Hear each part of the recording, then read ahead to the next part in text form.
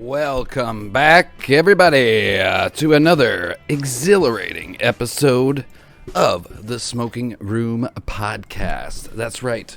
I am your host, your lord, your lover, king of the cucks, Dirty Wolf. And today we are, well, we're in the presence today, chat, of just one of the greatest podcast hosts here on Twitch. Please, everybody, hearts and claps in the chat and a round of applause for Honcho McDuckett. Hang on, I gotta fix something here quick. Welcome, Honcho. Everybody, welcome Honcho to the show. How's it going, Honcho? Oh, hang on. I got him muted still. Honcho, welcome. What's up, dude? How are you tonight? Thank you so much for joining us. Appreciate you coming by to talk to us dirty wolves here. And why don't you give everybody a little deeper intro of yourself here? Tell us what you're all about. Tell us what the stream's about. And I guess I've always done comedy for a long time, and I was like part of, I guess, the first wave of YouTube back in the day. Oh, okay. I was a character actor for I guess a bigger channel called Smosh. Oh, and that's kind of how I got my origins, I guess you can say. And then I like kind of got out of it for a while, kind of doing the regular stuff, and I did a lot of stage improv and sketch comedy and stuff like that for a long time. And I got tired of doing the day job kind of stuff. I kind of got out of it, and then Twitch kind of started happening, and I was like moonlighting on here, and then slowly but surely I was like, man, I missed the comedy stuff because I was just gaming. Yeah. And then I kind of rolled it into like shows, and yeah, man. So we're just kind of like, I don't know, I'm riding the wave. It's been a really cool experience meeting all the people, and yeah, just having a good time, man. Twitch is awesome, and get to do cool shit like this with people and meet a bunch of cool different people all over that have a bunch of different talents, and I love it, man. Hell yeah, I couldn't have said it better myself. Chat's seen me tear up and get very emotional. Even just with me having a smaller chat, the experiences I've had here on Twitch. But we're gonna dive deep into that here as we go. The Smosh thing, I actually didn't know that. That shows you, chat, how good of background research I do. So you worked for Smosh. Tell us a bit about that and how long you did that for. I mean, that's awesome. And to be quite fair, like I subtly reference it on here. I don't really advertise it, but some people have slowly been figuring it out. But I was basically those guys were my roommates for a while. Oh, okay. And I was, I guess, like an antagonist in a lot of their bits early on. So I don't know if you're familiar with any of their stuff, but yeah, I was basically in a bunch of sketches, and I guess my most notable role was teleporting fat guy, which was like this stupid video. It's it's funny, I guess. I don't know, but there's basically a bunch of videos that were big in the, I think it was like mid 2000s. Okay. 2008, 9, 10, right in there. And yeah, man, that was kind of like I guess what I started it video stuff, and then at the same time I was doing the stage improv, and I was kind of hooked on comedy in general. So I guess I've dabbled in a lot of different forms for a long time, and then left it, and then this format kind of enticed me to come back and start all over again, and that's kind of what I'm doing. Yeah. Okay, right on. That's really cool. I didn't know that. So you got to work with Anthony and I always forget the other guy's name. I'm so bad with Ian and Anthony. Yeah, and Ian's the one that I watch the most too. That's really cool. I'm gonna have to go back and watch some of those now, knowing that. Man. That's interesting. So when did you? How many years now have you been on Twitch? When did you start here on Twitch? I would say, I guess, like 2018 I was on, but I was like dabbling. I wouldn't really consider myself as started, but probably until like 2019. So I'd say a couple years now of like me actually like trying. Okay. I mean, not just like fooling around or streaming for friends or whatever. More or less like putting in effort. And did you kind of like find it as a viewer at the same time as a streamer, or were you a viewer before? Actually, it's kind of crazy. So like I knew about Twitch, I guess, in 2018, but I hadn't really I'd do it and I'd play a lot of games and be like streaming in Discords and kind of dabble, I guess you can say. But at the end of 2018, I was actually like in an accident and I got like mugged and I almost died. Oh, Which is that's not good. unfortunate. Yeah, it sucks.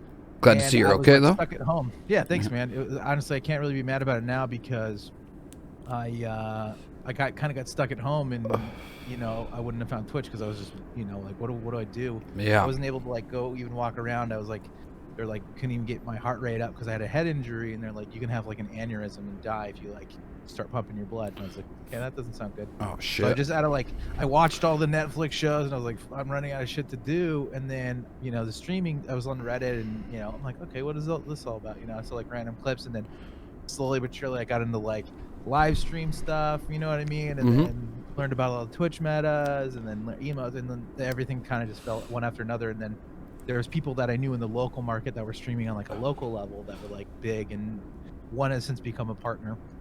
And yeah, man, it was just something that was like, no, this is fun. And then it kind of over time, I guess, became more and more attainable until I was like, oh, maybe I'll do it. I don't know. Like, let's try this out. Like, I guess I have some sort of chops from back in the day. It's been like a long time removed, but I was like, maybe someone will find this entertaining. I don't know. So okay, yeah, that was kind of how I stumbled into it, and then just kind of never left. Just kind of kept snowballing. Yeah, either some people don't get it right away, but when you do and you get sucked in, you get sucked in. From my experience, I was always kind of like, as I say, or as they say on Twitch, a YouTube frog. I just watched YouTube all the time, and then I always wanted to do like YouTube and stuff like that, but I was always like good at like writing ideas, and I was good at being like the funny guy when everybody's drunk at a party. But as for like doing something in front of an actual audience, I have a major stage fright, unfortunately. So that's why I kept putting it off. And then by the time I came around to, okay, I'm going to go for YouTube this year, that's when I found Twitch as a viewer first. And then, yeah, once you start doing it, you kind of fall in love with it, right? It's really good, especially during times like we're in now or have just been through with the pandemic. Kind of like how you said you were stuck at home. A lot of people are stuck at home and got to find Twitch for the first time. Yeah. So I had I kind of started the pandemic a year early because I was basically on disability because I lost my job. I lost everything from that. Yeah. Because I couldn't work. I wasn't able to do it. And then it was like, go back, got a job. And then right when I got that job, the pandemic hit. And then I was like, fuck. So then I just did another, stint. So it's kind of crazy, man, because I was like doing odd jobs and stuff, but it was all this. Yeah, it was a lot of weird circumstances that like kind of forced me into this zone where I've been like grinding on Twitch and trying to make something happen. So, but it's cool because you find, like Clomp just said in the chat, and again, anybody that's new to the chat, if I don't answer you right away, I apologize. I like to focus right on the interview, but I want to pull this one out. As Clomp said, I first heard about Twitch through Twitch Plays Pokemon, and I did not understand it at first. And I was kind of the same way. At first, when I thought of Twitch, I just thought of people playing Fortnite. That's how I saw it first, was like Ninja and Fortnite. I saw that explosion. But then once you actually get on here, and let me tell you, go one night chat at 2, 3 a.m. your time, if you're on the same time zone as me, Eastern time, and go into just chatting and just scroll that, and you will see things that you did not think could exist. It is fucking wild. Sure. It's a wild place. Different world, man. Yeah. Mm-hmm. And that's exactly that was my mentality too, because in the early days, like I was like, oh, it's gaming, you know what I mean? So I thought I had a game.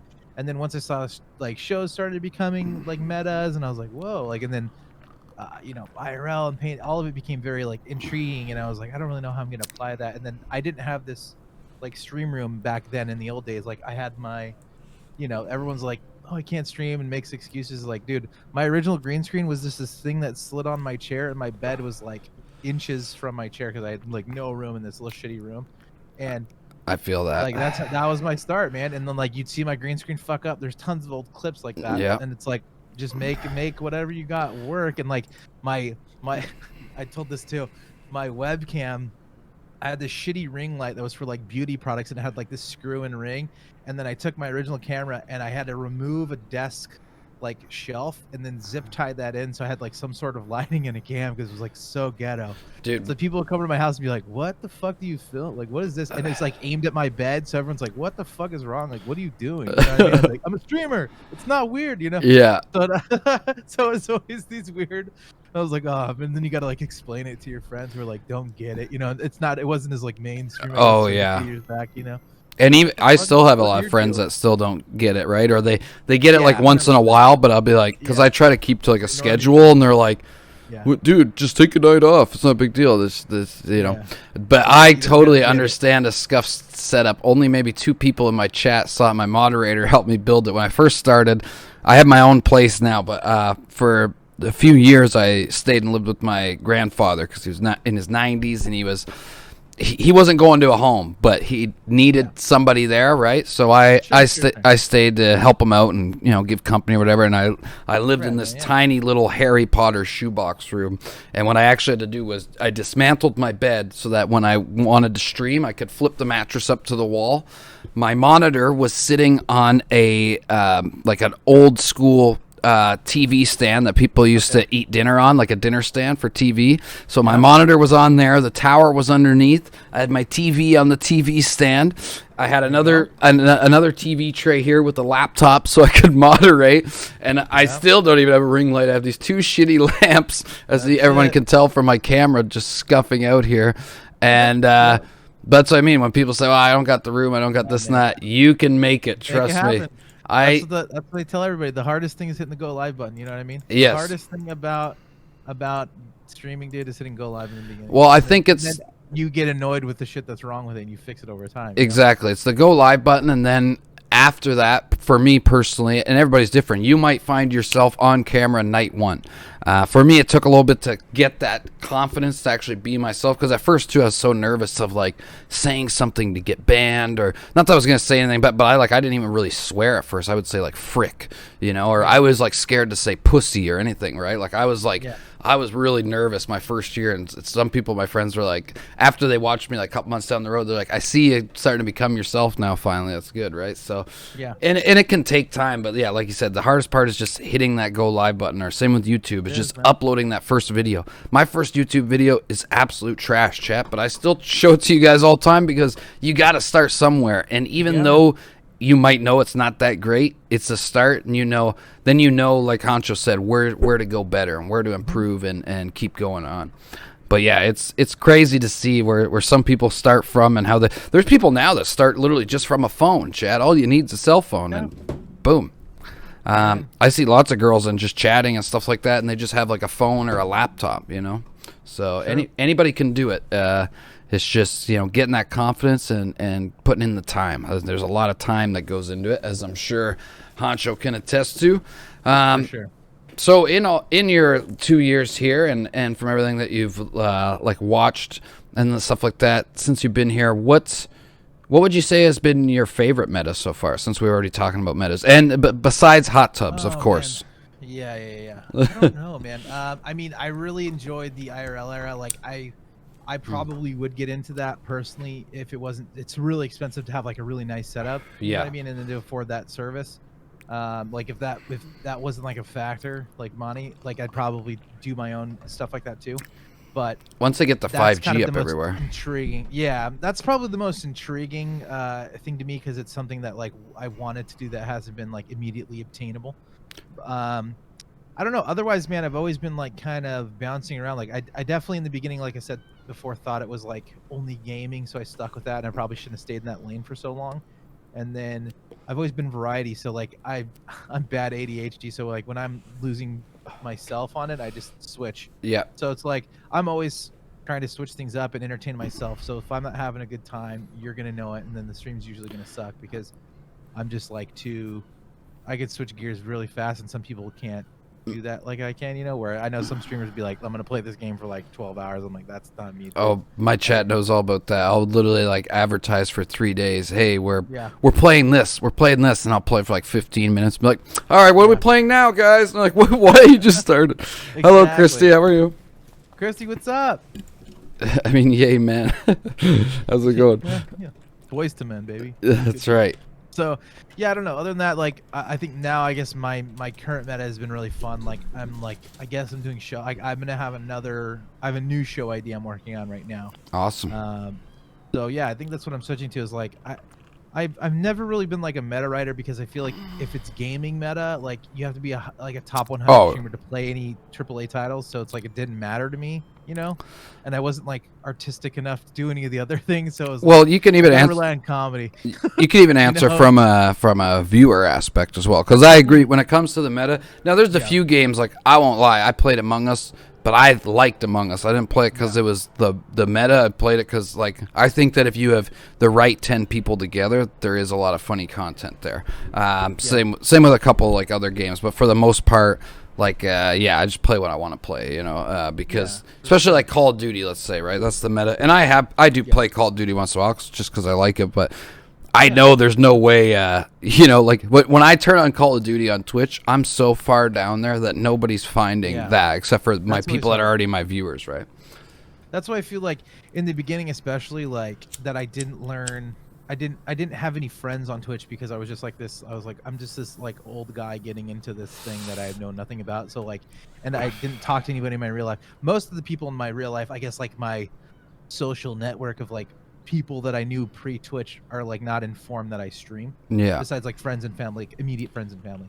So like for me, it was very much like a like glimpse into this other world, and I didn't really anticipate the networking aspect of more like people will just come watch me, which is like a very ignorant thing in the beginning of like this game is definitely more about like making relationships with other communities or being a part of a community and then branching off of that and doing your own thing, where like I think most people now could get an affiliate in like a month if they're part of a community, where like took me like probably 6 months because I was like just streaming for nobody and like wasn't really specifically interested in it at that time, I guess, too, which is my own fault, but it was like I was learning too, so it wasn't like, I guess, this big wasted loss of time, but more like figuring out what it's all about, what I want to do, that kind of stuff, Well, the thing is, like, networking in the beginning can be difficult too, depending, like, it's different for everybody, but I know, like, somebody like me, it's weird because now I'm the complete opposite, but I always grew up more, I was very extroverted. I like to meet people like IRL, like to like meet people and make friends in like a Discord or chat room was always like, it's not that it's like weird or anything, but I just felt awkward. Like, what do I say? Hey man, how's it going? Too. Right? Yeah. Even in like displaced games like VR chat, when I go into a place and I'm like, I don't know anyone here, and I'm like assuming everyone knows each other, I'm still like, should I talk to these people? Like, it doesn't matter. You know what I mean? Like, I know it doesn't matter, but in the moment you're like, what the, this feels weird and awkward. And I definitely understand that. RP actually helped me with that a lot, GTA RP, because in RP you can't be like that. I mean, you can, but you're not going to have that much fun, and your content and your viewers aren't going to have that much fun. The more extroverted you are in RP, the more fun that you and everybody's going to have. So that helped me with that. But I totally know, especially in the beginning, like I was so shy, especially like I knew I wanted to do this podcast. I knew I wanted to interview other creators because that's something I always like listening to. Like my favorite podcasts are like Scuff Podcasts when they have new viewers on, the official podcast when they're interviewing YouTubers and creators and stuff like that. So I just love to hear that, the different perspectives. And I wanted to get that from, maybe the guys that aren't all at 1 million views and stuff like that, right? Because I think there's a lot of great creators that are a bit more under the radar at the moment, right, than the big top guys. So I honestly enjoy those takes more because it's like a lot of the guys at the top that are already there were there, and they don't like a lot of, I mean, obviously I'm not discrediting anybody, but like some of them don't even know the process of the grind because it was just like happenstance. They got there because the platform rose with them, like Soda Pop's case, like he doesn't know what it's even like to have minimal viewers because he never did, right? No, exactly. So, there's an interesting thing to that, and also like the different, like, even if you talk with different creators at different levels, like there's different ways to grow at different levels of this thing. You know what I mean? And like the thing I hate most is when people are like, yeah, I know how to like make it in, like every journey is so different that it like, doesn't apply to each. It's not this thing that you can like write a book on and like be big on Twitch. It's a very individual experience. I always take it that you should always listen to what everybody has to say on here because like you can never know too much. Like I try to tell some people, like I'm a big supporter of Devin Nash. I always say, man, if you're getting into this, you want to learn how to market, you want to learn how to stream, go watch Devin Nash or Harris Heller, Alpha Gaming.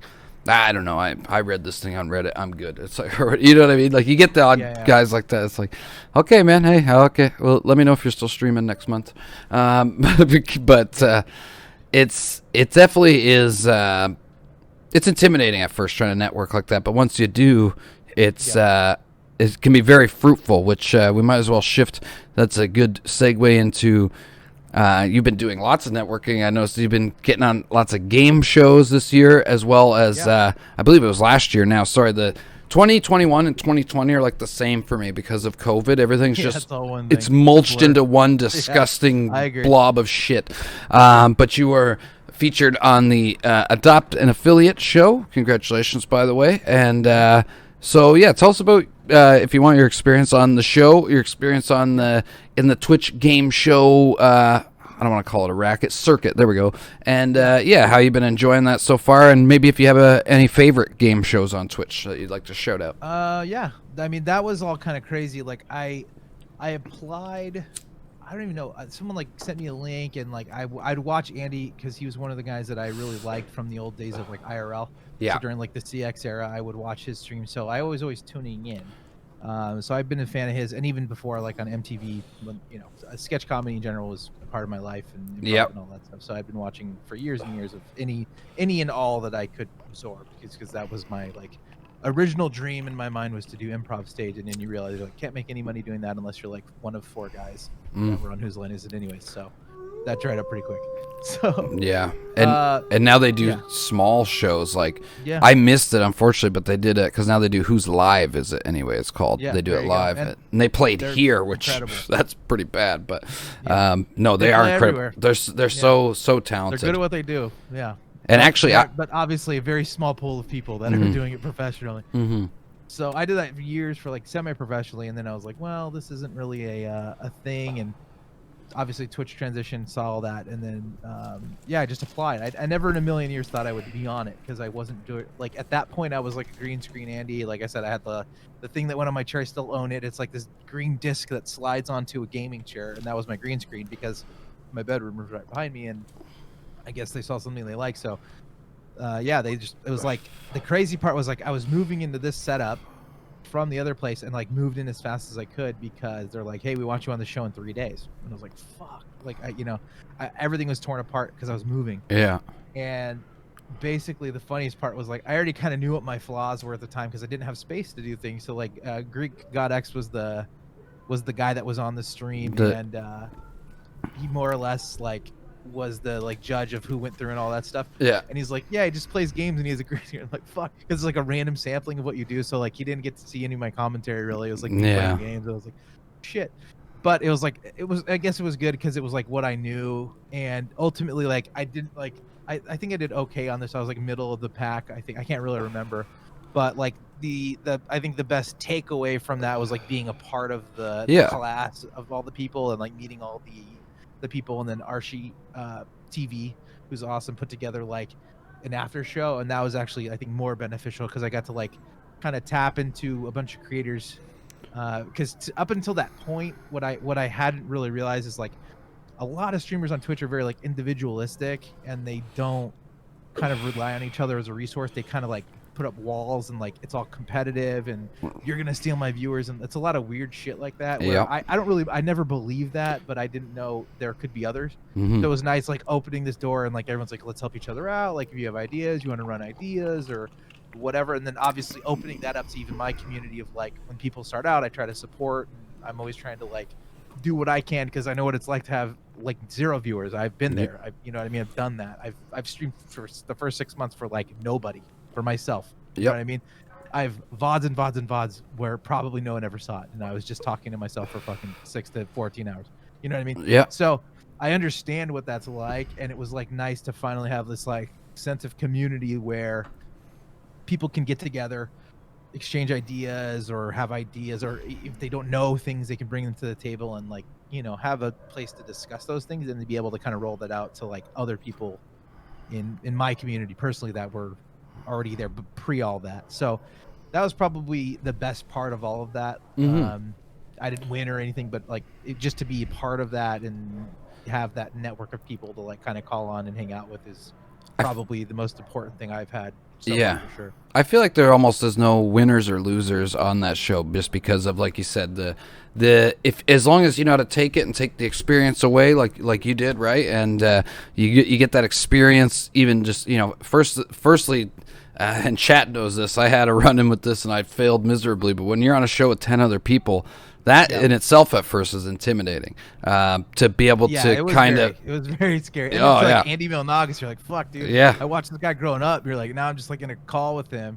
He's like now he's like, we're cool. It's very odd to like see someone that you watch on TV, and now you're like, you have this like relationship with them. It's a very intimidating situation. And also like all the key like guests. The funny part was I was supposed to be on the week prior, and that was like Soda Puppet, and I was like, fuck me, like this dude's gonna eviscerate me. You know what I mean? I was like, I don't need that. And then they're like, you're gonna be on next week. I was like, thank fucking God. I was like, God damn it. And then sure enough, he went on. He's like, oh dude, he was just wrecking. But he's so detached because he has no idea what it's like. Yeah.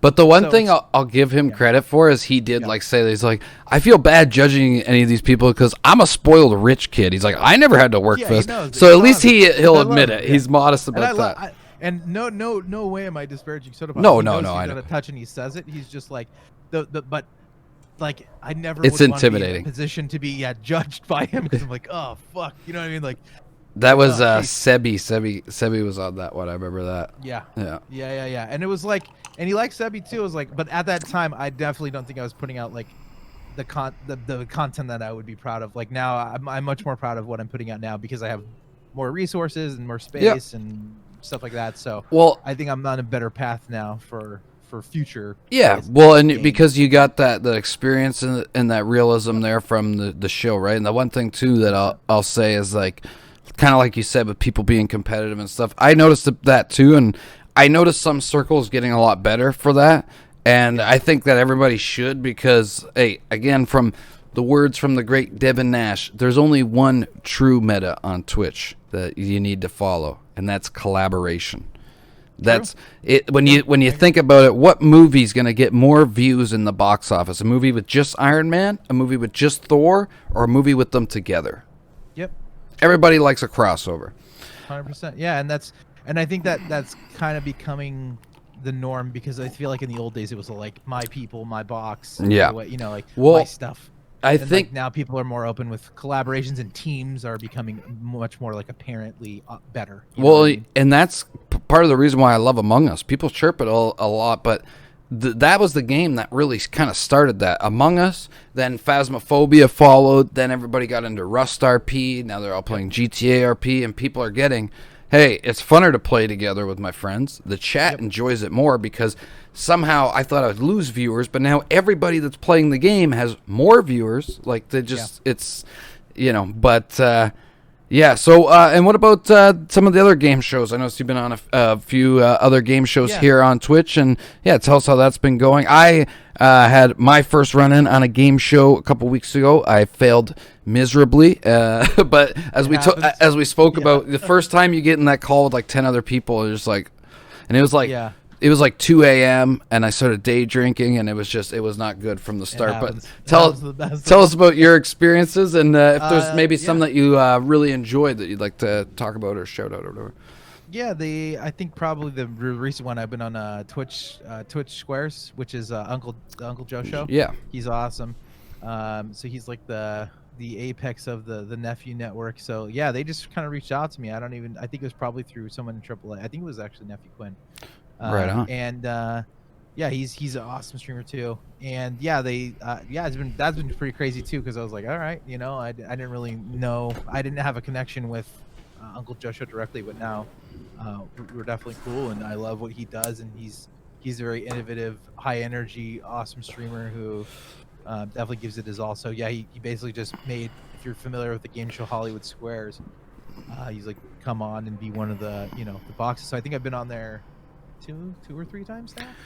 Yeah, so they'll just call upon me randomly, and I love it. It's really fun and high energy, and it's nice to have a big room and everyone kind of it's a lot of just bantering and fun, and it's just good times. It's like a kind of nice night to hang out, and like it's always nice doing a collab like that because it's like no stress on me. I'm just kind of showing up and doing my thing, and I get to meet new people, which My problem was Full connection. I doubled my stress because when it's my stream, if I crash and burn my own stream, I mean, I do that almost every day. Chat can attest to. I don't care. too, dude. But when I'm on somebody else's stream, like when I went on that game show, I was so like mentally, and then because I failed so bad, I was like fucked up for like 3 days after it. I was just like in my head, like so unconfident about just everything I was doing. I was like at work making calls, like, dude, you all right? Like it was not great. It happens. But yeah, Trust exactly. me, I know, man. You got to get Especially past that shows first are step, running and- right? Yeah, exactly. Yeah, Yeah, man. That's it. Yeah. So- I mean, I definitely have a lot of those peaks and valleys too. Just getting people and a lot of planning goes into my show too. And I definitely understand, man. It's a lot of work doing this shit. Well, I have a lot of so respect for everyone that does it. that's probably a great transition for us now. I do want to talk about some of your other content throughout the week because you got lots of stuff, great stuff going on. But let's highlight. I wanted to highlight here in the show chat. If you didn't already know, and I spammed the links earlier, and if you missed them, here's all the links again. Make sure to go follow your man Honcho on Twitch, especially so you can see it live. And at the bottom is the YouTube, so you can catch up on all the previous episodes of the Spodcast. We're gonna get into that next, and follow the Twitter, guys. Follow Twitter, please. Thank you. Oh, I know Twitter. What's up, Christoph? Sorry, I just saw your comments. When you're our level, I find like Twitter's just like so hard to game. Like I got to start playing Minecraft or something, dude. I don't know, or getting a hot tub because Twitter's the hard one. But the Spodcast. So yeah, I want to dive into the Spodcast. I've been checking it out. It airs Friday nights, chat.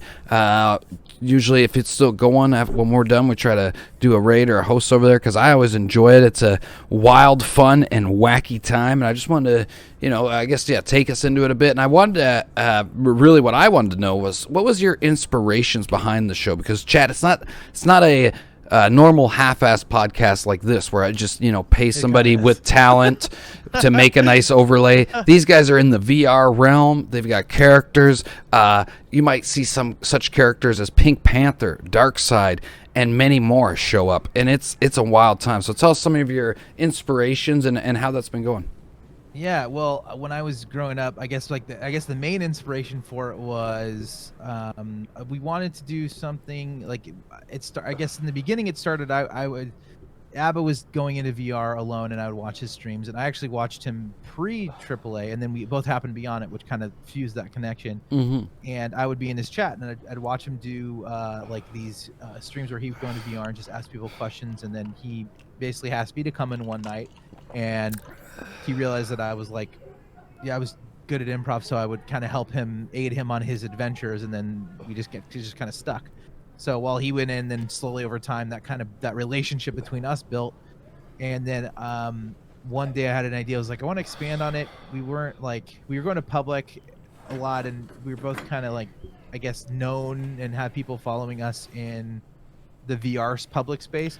Yeah. And I was like, I want some more. I want a different format to like talk to people, and also like, I wanted to do a podcast always, but I was like, I don't want to make a show until it's like something I like am passionate about or something different that I can like, I don't know, creatively get into. And then it kind of just happened. Like I was like watching old clips. I was a big fan of Space Ghost Coast to Coast, and just going down a rabbit hole one night. I was like, dude, I can do this with my character. So then I just kind of got to it. I took a break, and everyone's like, oh, you're what do you like? I didn't tell anybody. I was just like, I'm gonna design this thing, and I took like a 2-week break because my content was like pretty much just gaming before, and I was like, I'm gonna take a break in December. Everyone else is taking a break, and I'm going to just kind of redo everything. And then I came back and I was like, hey, I didn't actually take a break. I've been like working on this for 2 weeks and I designed all of it, and it's basically like an overlay that fuses into green screen VR. And we just, like I said, now we can interview either VR chat people. So this week we actually had Pancake Mike, who is a VR chat streamer, or we can have real people like, and then come in that same vein and then interview them and, kind of pick their brains. And then along the way, like my ideal was, I'm a big fan of Adult Swim. Hopefully you guys have heard of it. Oh yeah. It's amazing. And my whole thing was like a lot of interviews with people, like get their background, and I was like, I'm just gonna make something that is like an epitome of me, which is just chaos. Like I'll spend the first 30 minutes or so kind of picking at them or asking them topical things, and and then my show just slowly develops into chaos and the lore within our characters. And then we also try to bring stuff from their chat and their world so that they're kind of having fun along the way. So like they're a part of the lore, they're a part of my story, they're a part of my adventure. And then so some weeks it's less about the lore and more about them. Like I never ever try. No 2 weeks are ever the same. So some weeks are more lore heavy for us. Some weeks, this week probably would be, because we do have a like prior relationship with Pancake Mike in VR, so like he can keep up a little bit with all of our insanity. And then some weeks when I know it's going to be a guest, it's like, what the fuck is happening? You know, maybe I'll mess with them a little more. I don't know. It's always basically like along those lines of like, how far can I push it? You know, what am I going to do? What won't the guest expect? And they all come in. The show's basically completely improvised outside of having like plot points that we kind of go over, and we have an idea of where the story's going to go, but we never really know what's going to happen. So it's like really fun for me coming from a world of improv where I'm in a show, I don't really know what's going to happen ever, and then I'm kind of just weaving this story to a hopeful end point, but all the filler is completely off the top of our heads, and then we only have like characters that we want to essentially go to. So it's more or less like an improv show. It's like we have set games, but in this case the games are really characters that we know they'll be compatible with, and then we have a list that we kind of assemble in the week. We have a talk about it. So that's like where the prep comes in, where we get together, we discuss things that we want or ideas that we have or angles that we can push, and obviously depending on how the guest reacts, because you don't know that they're going to be positive, if they're going to say yes, if they're, you know, what are they going to do, how are they going to react. So the only thing that we can do is basically assess what we think is going to happen and then go. But once you hit go live, you're kind of in it. Run. So things can change very fast. Like there's complete days where we've anticipated something that goes the complete other direction, and then I'm rolling with it, and then we're I'm kind of doing two things, because I'm more or less the producer of the show. I'm Mike talking, moving the character, but I'm also having to run the Discord if things are going haywire, and type to them like, plan B or whatever. So it's really fun for me because it's very high energy and exciting and risk. There's a lot of risk, obviously, because there's just so much crap going on, but it's a blast. I could tell when I was watching. I was like, oh man, this guy's going overtime behind. I could tell just by the way your character was moving. I was like, I can see that. And going like with the chat and also with like the meta a little bit sometimes. Like when I wanted to point out was. I forget. I'm terrible with names, so chat. If you're in the chat or anybody sees this, I forget any names. But it was all I can remember was you guys did a skit. Josh came in, Josh Belmar, who we've had on the show before. Show it to him. You guys did the Super Seducer skit. And they chat, and my chat loves. We just finished playing Super Seducer 3. We had Coomer Saturdays for a couple Saturdays in a row, and they had it set up like they were actually playing. It was great. It was really, really good. Yeah, with the guests. Yeah. Josh definitely gets credit for that. He made it so he could pause the frame, his last frame of talking, and then we let the guest, who was Bomb Chew Bunny, and she picked what we wanted to do. Yeah. So like everything was set for all three of her choices. So basically we made an episode of Super Seducer just for her.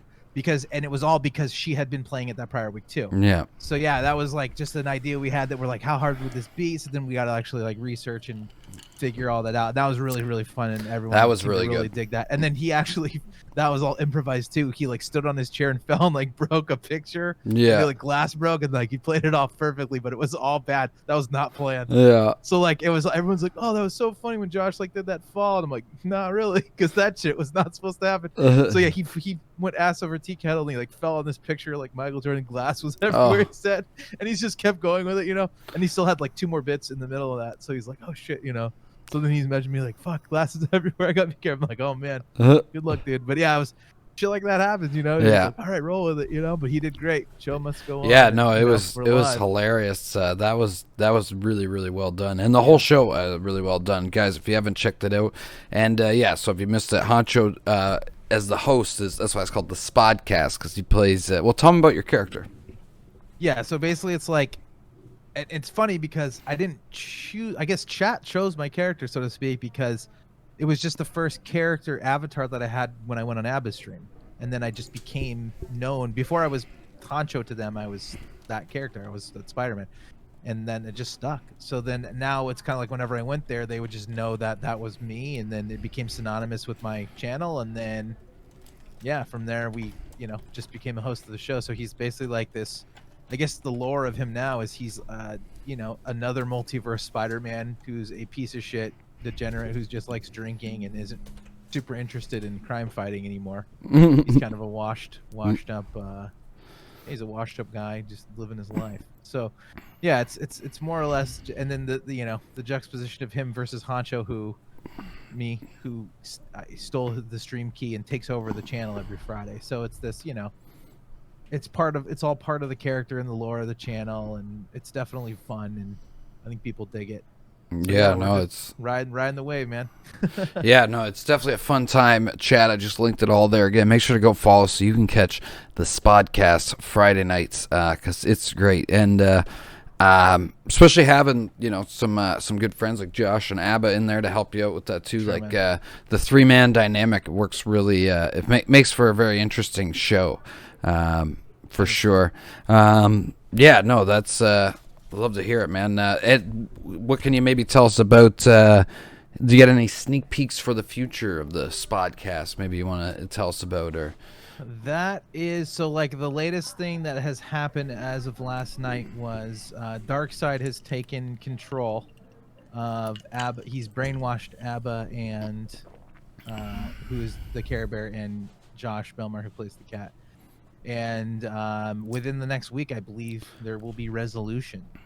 So I guess that's the thing to look forward to this Friday. We'll obviously have a new guest.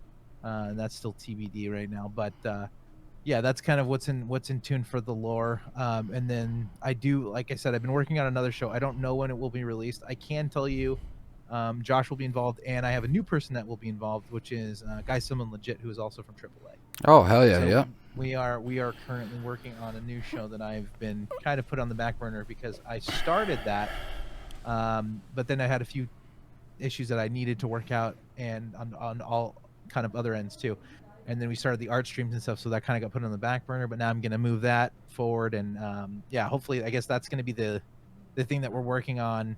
That's hopefully coming out soon. I still got to finish some writing on it, but it'll be basically a brand new show, and I will be the host in person, and Guy and Josh will as well. And I guess not in the same episodes. They kind of have the same role, but in different episodes, if that makes sense. They're kind of a co-host. Okay, aspect. gotcha. So yeah, but that one should be fun. I've been kind of like, it is inspired. I'll give you an idea of it. It's inspired from, I used to do these insane bike workout streams in the afternoon. Oh, okay. And it is inspired from that. So I guess think about that wherever your heads will go. But it is I'm making basically a workout game show, which is going to be a little bit crazy, but so am I, and that kind of makes sense. So that's probably the thing on the horizon that I'm kind of ironing out, and then till I have enough content for like a 2 or 3 hour block. So it's going to be fun whenever it comes. But yeah, I'm working on designing it right now, and these things just take time, especially launch streaming is like full time, and trying to do that is very rough. Tell me about it, dude. I've been working on a game show myself, but it's I started working on it like last year, so I'm just very slow with that shit. So mine's a bit more of a bit than an actual game show. I mean, there will be a cash prize, but we've talked about it. But I will be role playing the world's greatest / worst game show host of all time.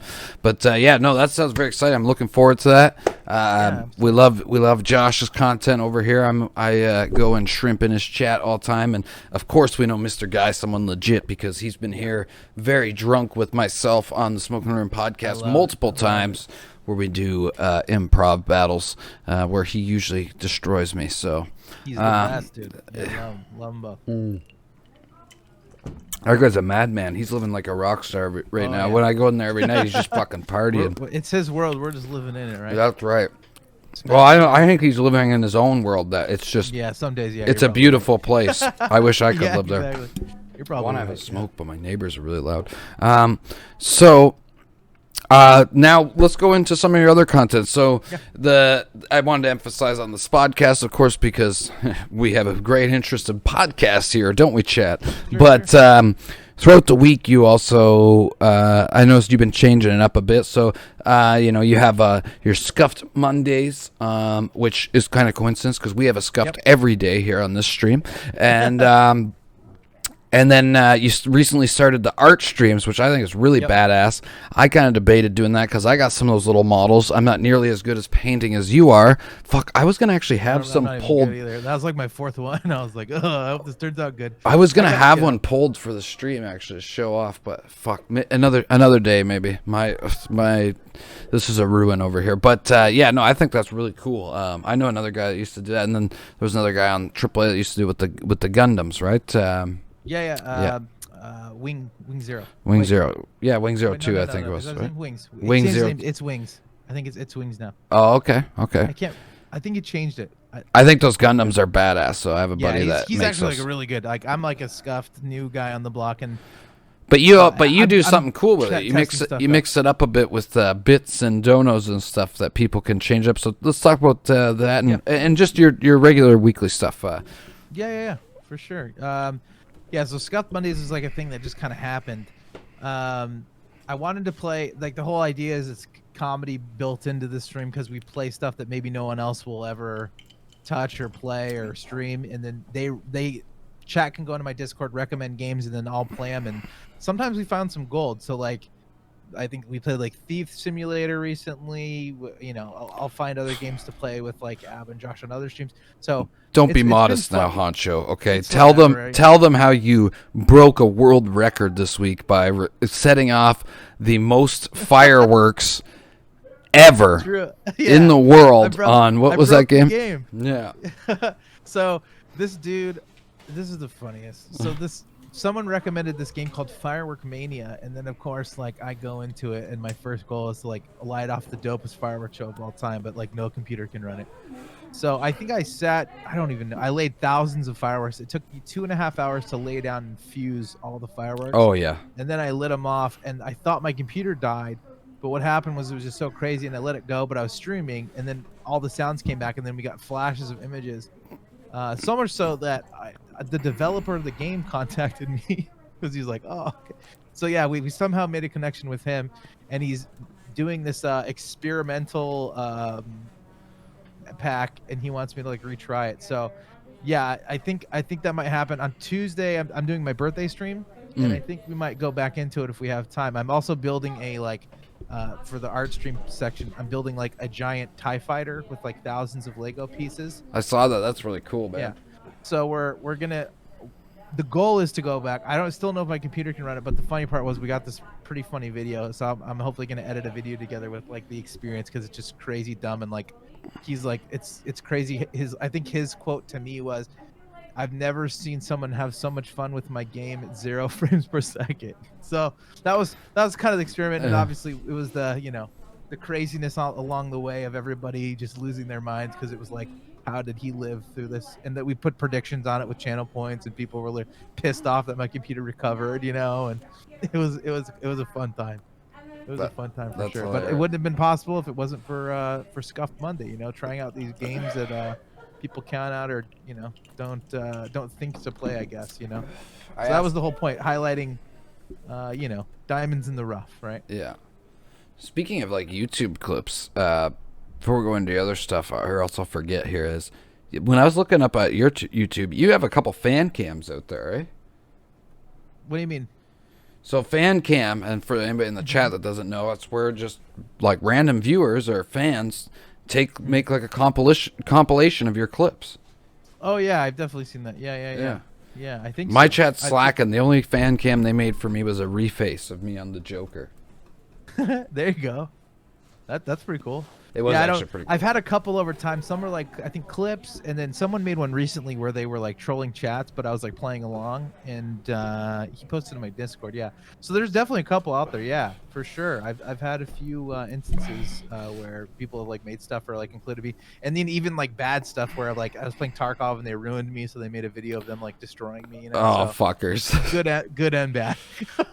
Yeah. So yeah, it happens. I'm sure there will be more as it goes, right? Yeah. So, we'll see. Hopefully they'll be nice. Well, actually, that will. Well, no, sorry. Let me finish. I'll let you finish on your So that we talk about Scuff Mondays, but tell us about your art streams, and then you're always working too as well with Josh Belmar and Abba throughout the week. So tell them about the rest of your content for the week. Absolutely, yeah. So we do. I wanted to do something a little different that I could talk more, because a lot of my stuff became like character based and gaming. I didn't really have a chance to like catch up with Chad, so it's more or less like a time where I can. If I'm being frank too, I was just like, I've been on the computer for a year. It's hard to get out because of COVID and all that stuff. I'm like, I need a hobby. Yeah. And I used to paint these back in high school. I used to work in a comic book store, and it was awesome. So I'm a big nerd with all that stuff, like comic books. I actually, my like side business, I guess, is I buy and I sell magic cards. Oh hell yeah!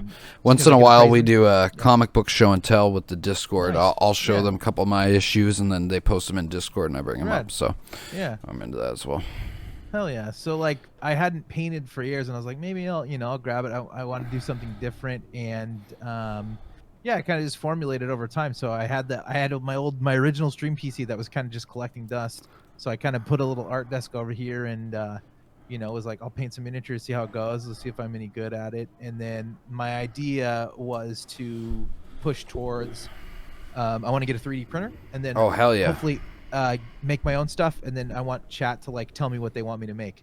So that'd be fucking dope. That's gonna be the goal. Yeah, so we're kind of ramping towards that, and then I like the bigger stuff. I have like a lot of the little ones I started with to like practice, and now I've got like paints and brushes and all that stuff. So, and then I was like, now I'm gonna break into Legos. So I'm gonna do big builds of like crazy things. Just it's something I think to do that's like a different perspective or a different side, so I can get more people involved that may or may not be into the show or the gaming aspect.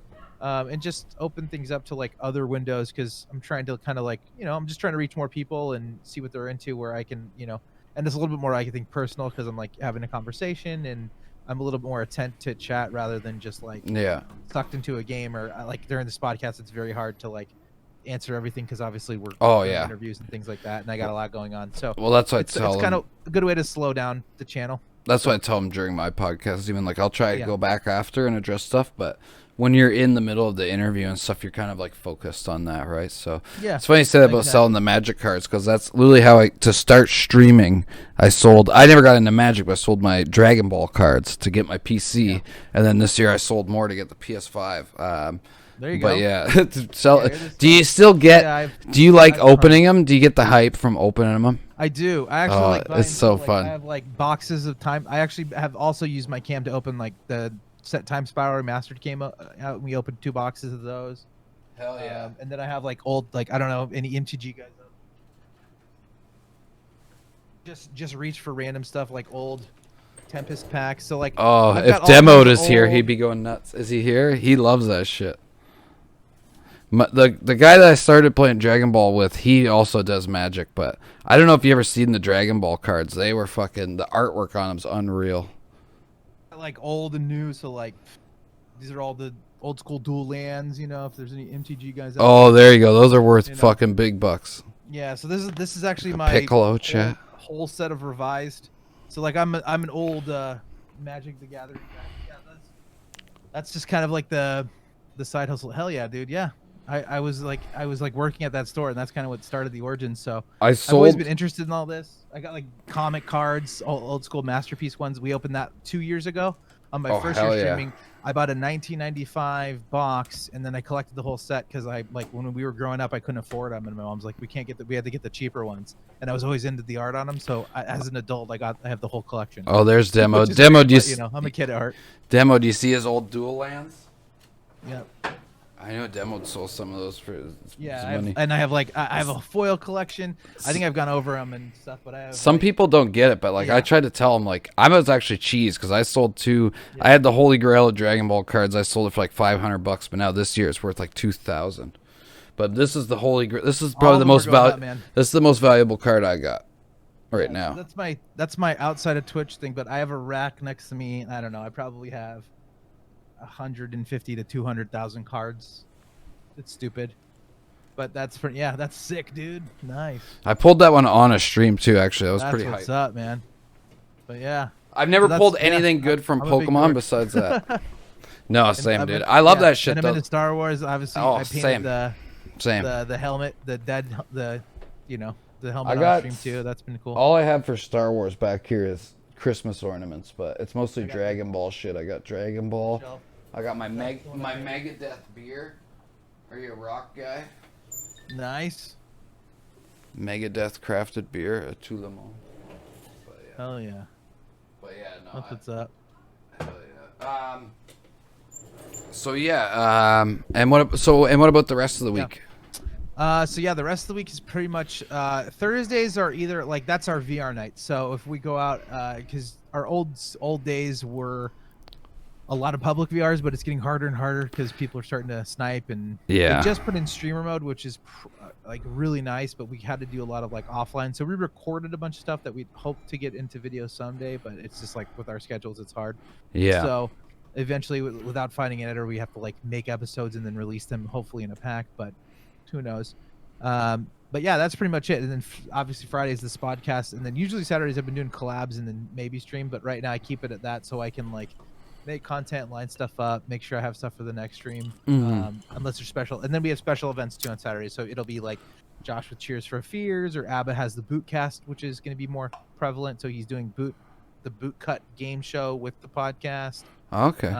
We have the new firefighter bit, which was on Josh's stream. So we basically we're expanding the games into RP. So we like RP as characters while we play games. So we're trying to like incorporate more fun stuff. A lot of it I find on like Scuff Monday material, but then I'll come back to them and I'll pitch ideas and we kind of run with it. So yeah, so some of it either is for all of us or some of it's for just my crazy brain, because I'm always like trying to come up with different stupid ideas because that's just who I am. Yeah, no, that's great, and that's how you do it, right? You just fling a bunch of shit at the wall and see what sticks. That's it. And like, so yeah, the art stream will probably expand into something else before it's done, and Scuff Mondays is always probably going to be how it is, but obviously it'll just kind of change organically as people mention things or want me to play different things, and then the shows, and then I'll probably be adding that show once I can get like that final that run in for just a consistent time, 2-3 hours. That's kind of what I want my run time, like this podcast, just because I feel like it's Twitch, so you got to have it longer, but it's hard to do a long crazy game show where you're trying to like keep energy high, so I'm trying to find that perfect time. I struggle with that with like the podcast, because I know like my favorite podcast is Scuff Podcast, and if you listen to old school Scuff Podcast chat, they're literally, some of them, there's a couple episodes that are like 7 hours. Not most people likes podcasts that long. I do, but especially when we're doing a lot of one-on-ones. Now, I do hope to expand in the future to have like group ones, have people that were here before, have you, Josh, Guy, Seb, a bunch of people, right? Soul, who's with us all the time. I'd like to do group ones in the future, right? But for one-on-ones, I keep it kind of at like a middle ground. Like I try to do about hour and a half or whatever, because then I figure too, like even if the conversation's really good, it leaves room for a part 2. If we if you go 4 hours and everything's said, that it's part 2 is hard. I mean, obviously part 2 is a lot more improv and games and stuff like that, because we've already done the interview, right? But that's just how I've found the better success with it so far.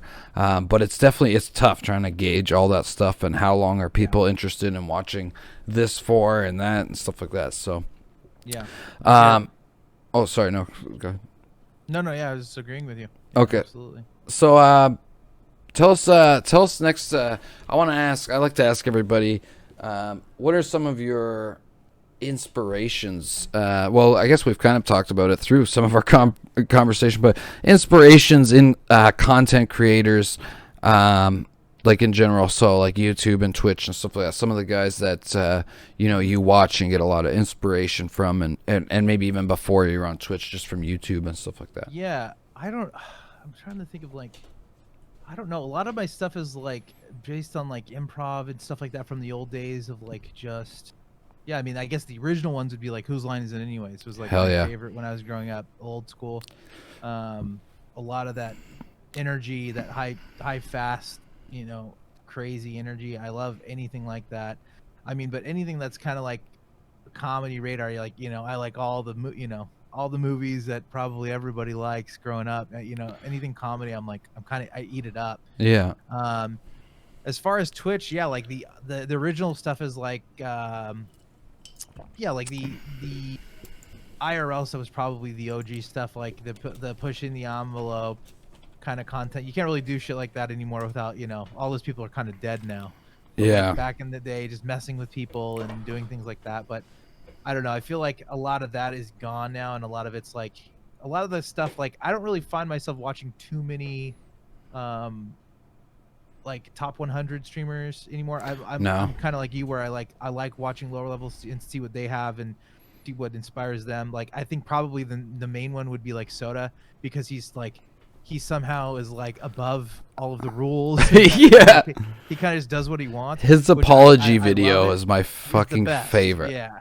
So it's like I love that interaction, but I'm trying to think of like any other big one that I'm like. Oh, Well, and yeah, it doesn't like, even necessarily have to be big or like even like Yeah. YouTube or whatever, right? Like I'll admit, like I do a bit of both. I Yeah. scan around, but I also find it hard finding like that's why a lot of the people that I've interviewed, especially this year, were from like Adopt Affiliate and stuff like that, because Yeah. those shows help me That's- yeah. find.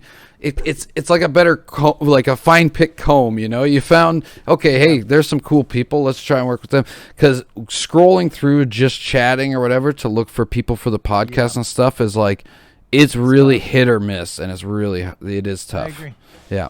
Yeah, I mean, that's the hard thing, is like I find myself kind of like, I definitely am like a network person where I like float around and there's so much good content with the relationships I've made through that show and like at that level that like I don't really need to kind of like, I guess I don't shoot above, like where I don't mind it and I appreciate what they're doing.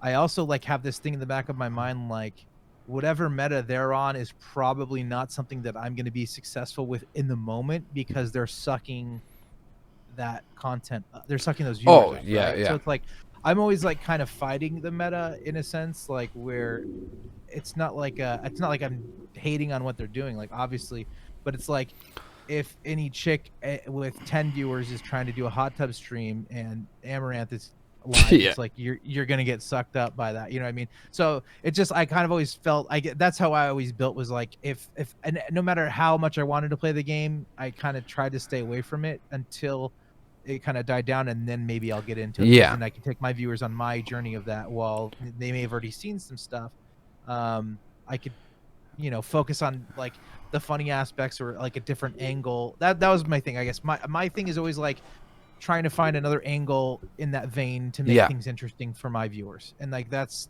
how my brain has always worked, is like, what can I do differently than everyone else? What can I do different than the streamers that are able to just hit go live and play the game and get views?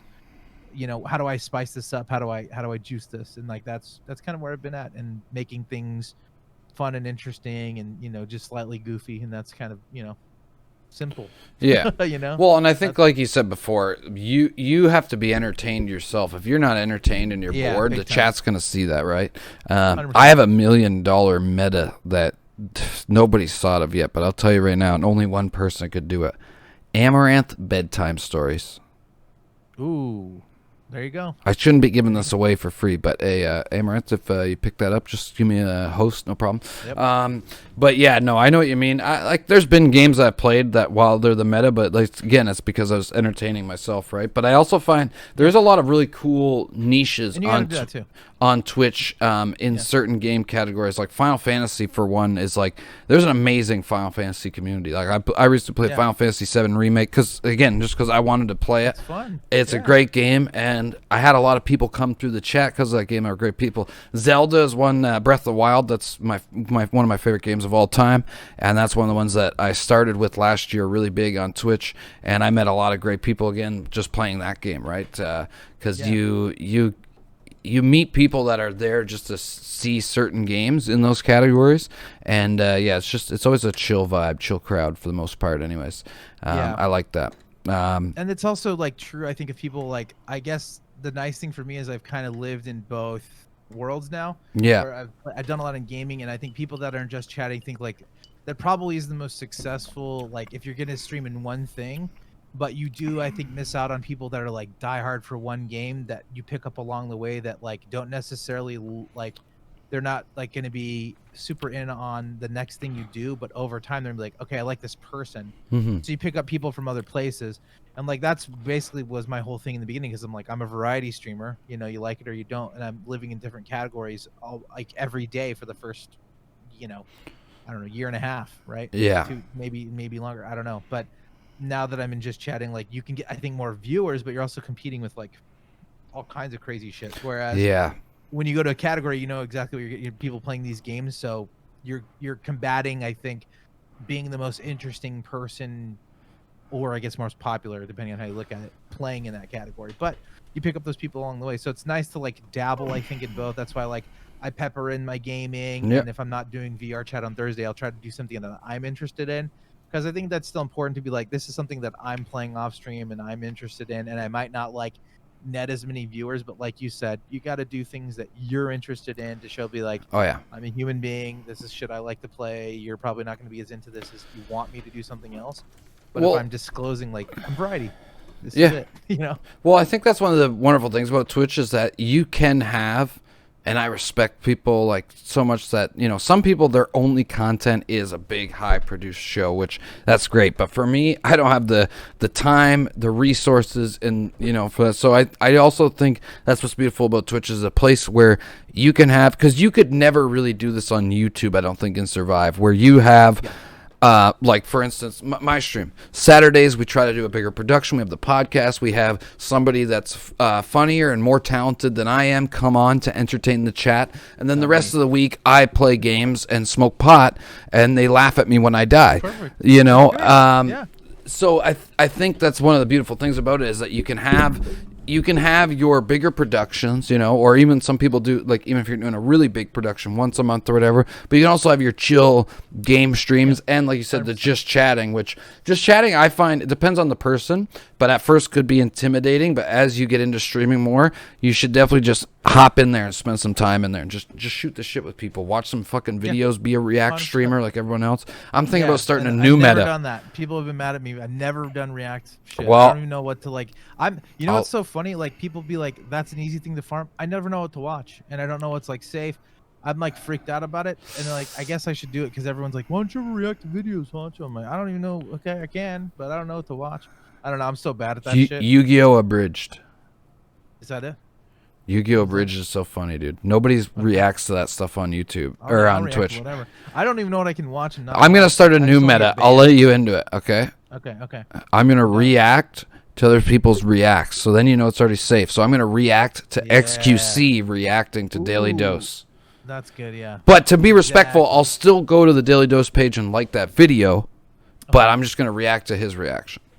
That's good. I like that. I'm just gonna react to streams.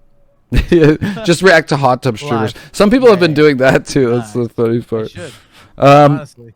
What are some of your highs and what's your biggest highs and lows of streaming, and what maybe the most surreal moment that you've had?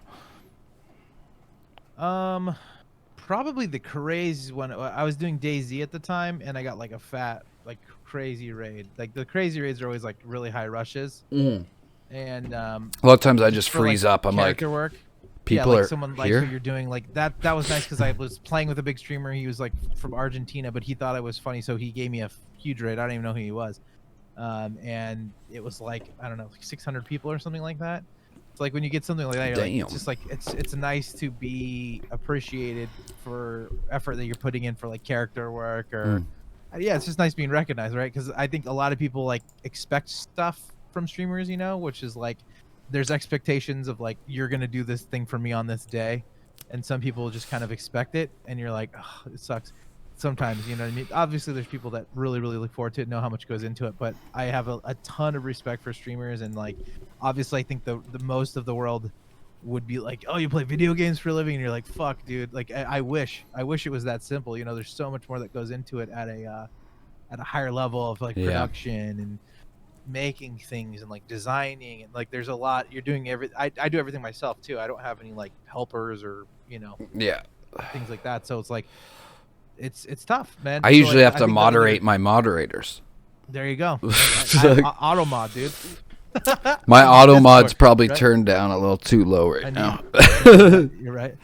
Mine is like probably ramped up because I'm so worried about it. Because I'm like, Well, dude. Streamlabs is so weird because mine will like it will like not moderate like something like I'll be like, holy fuck, how did that get through? But then like, what was the one last night? Somebody said ginger, and that got moderated. Yeah, they're like, you're talking about someone badly. What? I'm talking about the root. I'm talking about the spice. Yeah, like literally ginger. Oh, Crazy. it's fucking crazy, dude. That's it. So yeah, I don't. Yeah, that's those are probably the highs, like depreciation, and then the lows are just like for me probably like over the COVID thing, like the grinds. Like I switched to like putting in a shitload of effort and like not getting like any response is probably worse. Like even if they tell me I'm dog shit, like that's better than like not hearing anything when you're like asking questions and it's just like silence. You know what I mean? I think that's probably the worst. Is like I was doing like 2-a-days. Like I would get up, I would stream from 12 to 4, I would have dinner, and then I would stream from like 7 till whenever I did, and I was like, that was kicking my ass.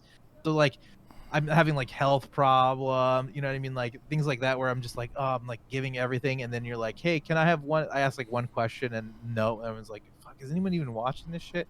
So like those days when you just feel like, why? Like there's, I think every stream runs into that, hits that wall when you're like, why the fuck am I doing this? You know what I mean? Like, but that's natural, I think, with any job because you're grinding so hard, and obviously for like streaming, if you're really really doing it and putting out a ton of like what you would is, you know, which is your all, and then there's like no response, or you know there's no like validation sometimes, you know what I mean, it just is what it is, and you're doing it, and then in some cases, I mean, to be frank, I mean, you're doing it for free for a long time, you know what I mean? So it's like you have to love this shit, you have to be passionate about it, and I think that's the hardest part is when people don't understand, or they come in and like knock your shit or try to tear you down. Like I'm pretty positive, so it doesn't really bug me, but there's definitely some days when people can get under your skin, and you know, you're just like, ah, dude, like fuck this, you know. I think those are the hard days. Those are the ones where you're like, okay, these things are and I feel that tough, I feel that. And then like the thing is like too, like, and I've had days, I try not to just do it now, but when I first started, I always like try to check the users in chat thing, but it never works like on Streamlabs, right? So you think there's somebody there, and I've been playing Zelda, it's like 2 a.m, my fucking eyes are all bloodshot. Hey guys, what do you think of this? Hello, like, you know. And then I started just to like have practice, even though it doesn't work for me, because if 100 people fucking rated me, I'd just be like, oh, what the, I always choke for a minute, but we all do. I always I just made up this method in my head that even if there is nobody there, talk like there is, you know, 20, 100 people there. And my one buddy at work, for 6 months, he said that to me one time because he streams. He's like, dude, I don't know how you do it. He's like, what? He's like, I come into your stream, there's like 3 people there, and you're just chatting away, like everyone's like talking to you. I'm like, well, it's practice, dude. You got it, right? Doing, yeah. That's what I was doing for 0 people. So when I watched the VOD and there's no chat, and I had my chat on my screen and no one's talking. Yeah, that's practice.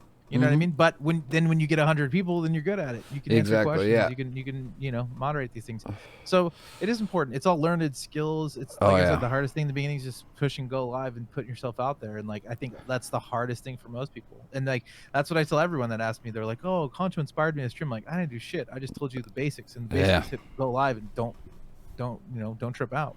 Once you're on, you're on. You can't get off, right? Yeah, it's exactly. Like this thing within you that's like, I got to do this now. You're gonna push yourself once you go live, but I think the hardest thing is just get out there. Same, dude. Like you said before, you said you have stage fright. Like I would be scared shitless every time I went on the stage for years. Years and years and years. It doesn't change. No. There's not some switch in your brain that goes, this isn't. It's just getting used to it. Yeah, I'm doing improv with no script. I'm just going out on a stage in front of an audience full of human beings that paid money to like laugh, and that's horrific if you don't have anything that you're supposed to schedule to do, right? For me, you're like, hope this works. You know what I mean? Like, yeah. That's fucking terrifying.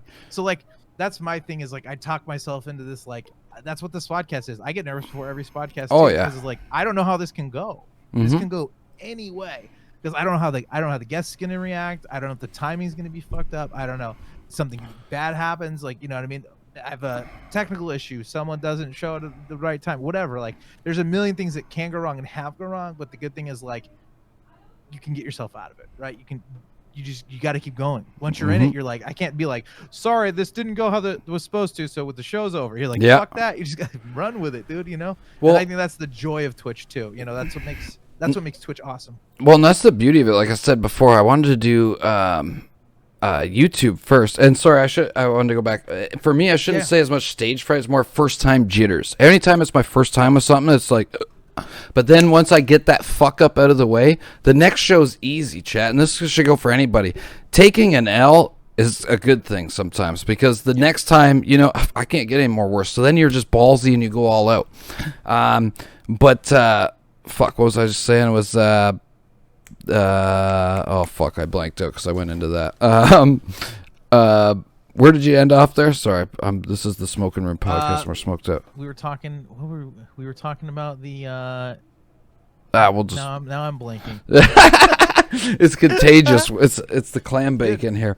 But no, I know exactly what you mean, right? Oh no, yeah, hitting that go live button, YouTube. And then once you do that, that's what I love about streaming is that anytime when I've tried to record, like, have you ever tried to record an intro for YouTube or something? It's so bad because you'll do it. Yeah. You'll erase it, you'll do it, you'll erase it, you'll do it, you'll erase it, you'll do it, you'll erase it. You can't do that when you're live. You just you hit go live and you go, baby. And if you fuck up, hey, hopefully chat gives you a couple of megalols. Let's go, right? But that's the most you can hope for. And I love that aspect of it because, I'm so critical when doing anything for like YouTube or a recorded thing, because you're just like, oh, my voice sounds weird there. Oh, my eye looks weird there. Why do I have I'm bald. What the hell? Like, it just keeps going on, right? But, so something. You told us the future of Honcho. We talked about the highs and lows of streaming. We've talked about the metas. We're going to get very soon here, chat. We're going to start taking some questions from the chat. But now, first, we've got to get into the really deep questions here. All right, these are the questions that are going to tell me and the chat what kind of man you really are, Mr. Honcho. I'm ready. Okay. Ready. Yeah. First one is, do you stand and wipe or do you sit and wipe? Stand. Amen, brother. All right, move on. Let's go, chat. There we go. I'm also like a giant. You know what I mean? So it's like, I feel like some of the toilets in the world were made for. Most toilets, I think, are just made for little people. I don't get it. You know what I mean? It's like, I don't understand how some people do it. Especially, they're psychopaths. It doesn't make sense. They're lunatics. Yeah. It doesn't make any sense. I don't get it. And they all have shit on their balls or in their cracks. Exactly. I'm clean too. I got to get it all out. I'm not taking any chances. Wet wipes. Yes. Oh, yeah. For sure. Amen, brother. Yep. I feel that. I'm a very hairy, beastly man. Or I've actually been called in chat the hairy cuck king many times before. So honestly, next move, I might even move to the bidet when I'm an oil prince. You know what I mean? Who knows? But I'm not trying to walk around with. Poop in my butt like all these other people. That's right. That's right. Right. Clean yourselves. The next one is. Yeah.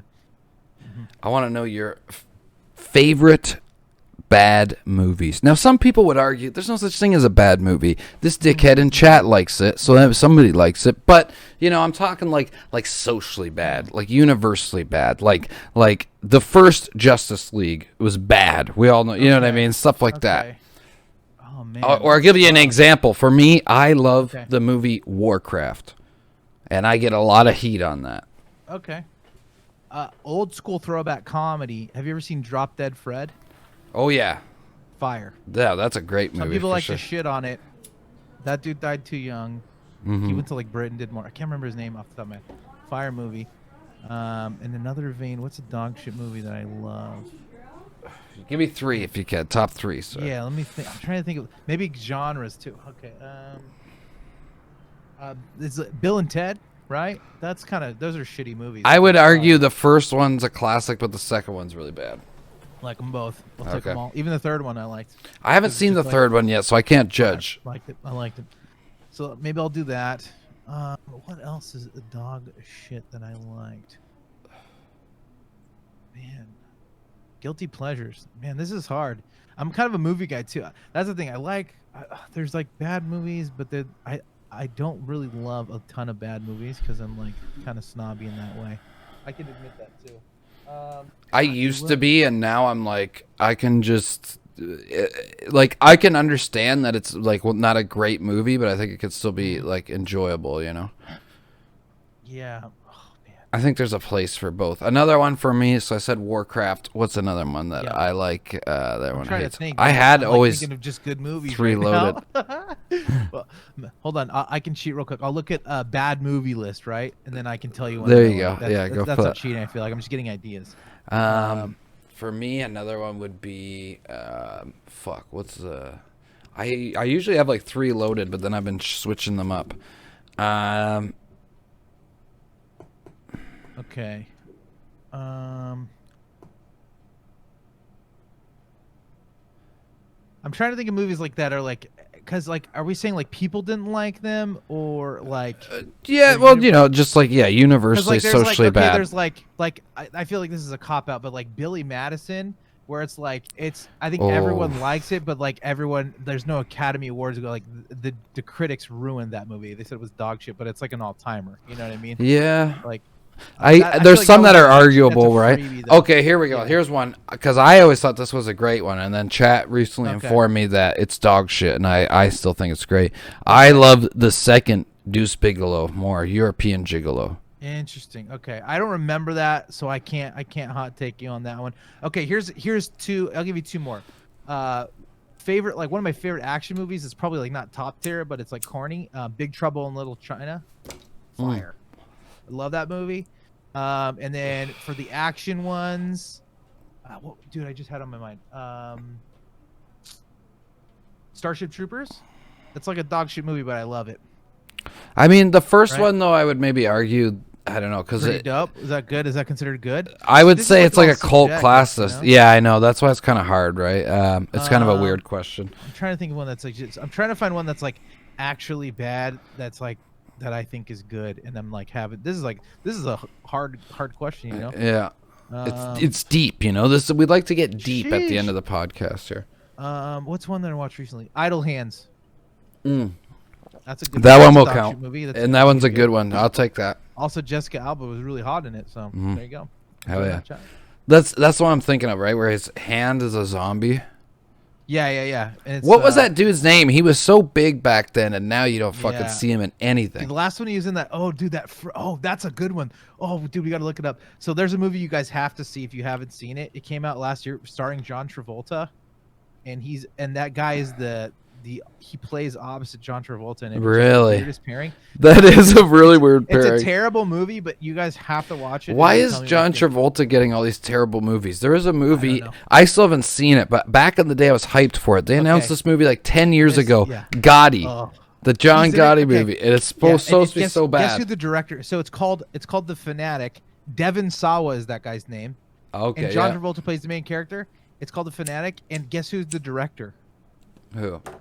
Fred Durst. So that tells you all you need to know. That's my answer. The Fanatic. Everyone go watch it if you haven't seen it. It's so bad. It's fucking amazing. So yeah, that's gonna be my answer. For me, there would be a lot of the a lot of the alien ones. Like I loved Skyline. I love all those. I haven't seen the other. I haven't seen the other 2 yet. So, well, apparently the first one's considered bad. I was because it didn't get a AAA sequel like I wanted. But I'm not great at watching B movies, but I got to push through those ones because I loved how that story started so much. Oof. And now I just found out that there's 3 of them now. So, what? I knew there was 2, but when I looked on Netflix yesterday, there's 3 of them. The one I wanted always was District 10. Yeah, that one's great. They never gave it to us. Apparently, it's in writing. They said. If anyone argues that movie's District 9 is bad, I'll fight you. That's a great movie. Another one was Battle for L.A. It could have been better, but I like all those cheesy alien movies. Yeah, that movie's kind of dog shit, but I loved it. Cowboys and Aliens. Yeah. Anything sci-fi, I'm pretty much in on. Yeah, same. I'm gonna be real with you. I like sci-fi. Prometheus.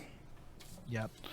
Even though it got fucking crazy, but it was. I still haven't seen the sequel. I'm really bad on I used to watch all the new movies as they came out, and then there's like a 3-year span where I didn't watch like anything like that new, right? So Yeah. until like recently. So which, speaking of which, before I get to the next one, did you watch the new Mortal Kombat? Because I know you're an action movie fanatic. What are your thoughts on the new Mortal Kombat, Mr. Honcho? The story got a little crazy, but I mean, they had a lot to deal with from the game. I think they did a pretty decent job considering. You know what I mean? Like, was it perfect? No, but like the fight scenes were badass. I'm very glad it was rated R because it. Like, they all should have been. It's not, So that I think, all things considered, it was good. Like, did it like blow me out of the water? No, it was more to the point that you talked about it on your last podcast. That Godzilla film was a heaping pile of dog shit. Yep. The fights were rad. So, like, in comparison, at least Mortal Kombat had plot and it had objectives, which was lacking in King Kong versus Godzilla because I had no idea what the fuck was going on. Well, but I was like, this fighting is cool, For me, it wasn't just the plot of Godzilla. I'll get to that after.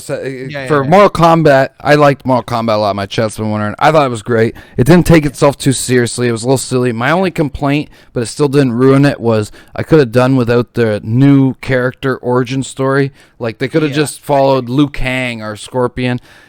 I wanted a little more Scorpion, but I'm biased there because Scorpion's my favorite. But all in all, was good, and also lacked a good Raiden fight scene, like Raiden or whatever. Raiden, whatever. He didn't actually like fight it or whatever. But they definitely left it open though, so I'm like, I think this has a huge potential because they like try to have so much establishing. Well, the guy who played Sub-Zero has a contract for 5 movies total if they're successful. Damn. So for 4 more after this, they have plans. What they should have done is made this episodic. They fucked that up. You know what I mean? They should have like stretched all this out a little better to tell cooler stories because it felt rushed. That was my only real complaint. Yeah. It was like all like trying to squeeze all this shit in. But I have a feeling that now that this exists, I think number 2 has the potential to be like way better than the first one. Yeah. Now they're like, okay, people are digging this shit. I hope. I haven't read anything about it, but I'm assuming like it was I've read mostly positive. Like the first day there was like some 7s, and then today I was seeing 9s. So I thought it was good, and I think it'll at least get the sequel. So yeah, and hopefully we see. I always forget the actor's name, but he's a brilliant actor that played Scorpion. I'd love to see him return. So. So, name us 3 of your favorite movies. Ooh, probably the old one that I always think of first, The Big Lebowski. Oh, I love it. It's one of I my like favorites. that pick. I love that movie. I love everything about it. It just really ties the room together. Yep, exactly. I just love the character. Always have. Just some of the scenes I can watch them 1,000 times. It makes me laugh. Yeah. Man, what else would I pick? Probably all comedies, man. Yeah, nothing wrong with that. God, dude, this is tough. This is like one of the hardest questions. I'm like a movie guy, so this is like. Yeah, I know it's hard. I pick a different 3 every time. I would too, honestly. Dumb and Dumber. Oh yes, hell yes. OG. Even still as a 30-year-old man, Jim Carrey slamming those ketchup bottles on the counter and trying to catch the Yeah, it's so fucking funny. Gotcha! And he's fucking convulsing on the floor. Good. Oh, yeah. It doesn't get any better. And recently I got it. I mean, just for MCU, God, dude, I got to get one of those in, right? I don't even know. I mean, actually, I guess the one that started it all, like one of my favorites is always throwback is Iron Man. Oh, really? Nice. Well, because it was also like before they kind of washed it a little bit, like it was still kind of gritty, and I definitely dug that. Like, just like they're just killing people still, They're kind of moving back towards it, but I don't know. Maybe I don't know. Maybe that's a bad answer, but I can't think of what I like. No, right. I think it's pretty fine. For me, I just have a little different take on superhero movies. I don't get me wrong, I like a lot of the Marvel movies that they did, but I miss the old school formula. My chat chirps me all the time. The Tobey Maguire Spider-Mans. Always hit it right. You have 3 battles with the villain. You have your first one, it's like not really a battle intro. Second one, you get your ass kicked. And then the third one, the hero comes back. Batman did that usually as well. And Iron Man for me, because Iron Man 2, I love oh my God, I'm too big, so I'm forgetting names now. Mickey Rourke. And then I always forget his name. He's one of my favorite actors. He's like very like low key and underrated. But the guy that plays like the other villain in Iron Man 2, he's just fucking great in that movie.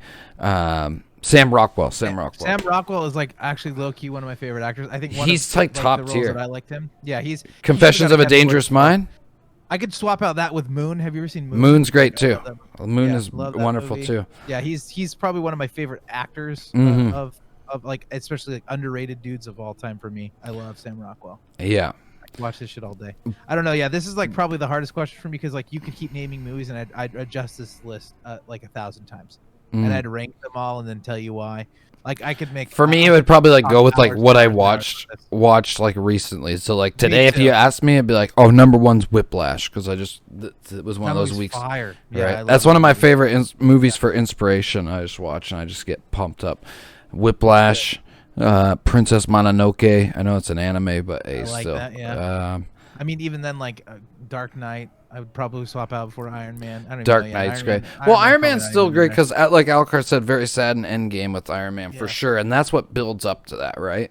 Yep. And I'll even agree with that. Like, I recently redid the whole, not the whole MCU. I just like kind of picked through some parts I wanted to watch, and then I did the Endgame again, and I was like, oh yeah, I got choked up. I was like, oh yeah, that's deep. That's crazy. That scene, like, if you grew up with comics and like these, like reading that and seeing that growing up and like cards and like pictures and imagery and like seeing that in the moment is definitely like, fuck, dude, like I'm on your right, and then everyone comes like, fuck, dude, like, well, yeah, that's probably like one of the best moments. But I don't know if it's like my favorite movie. You know what I mean? No, yeah. Like, for me, probably my favorite MCU one is probably Ragnarok. It's got to be close to it. That's a fire movie. Also, just the music and everything with it was great. Yeah. Enter the Spider-Verse. Loved it. Into the Spider-Verse really good. Told the like the comic book story from a comic book standpoint, which I really respected.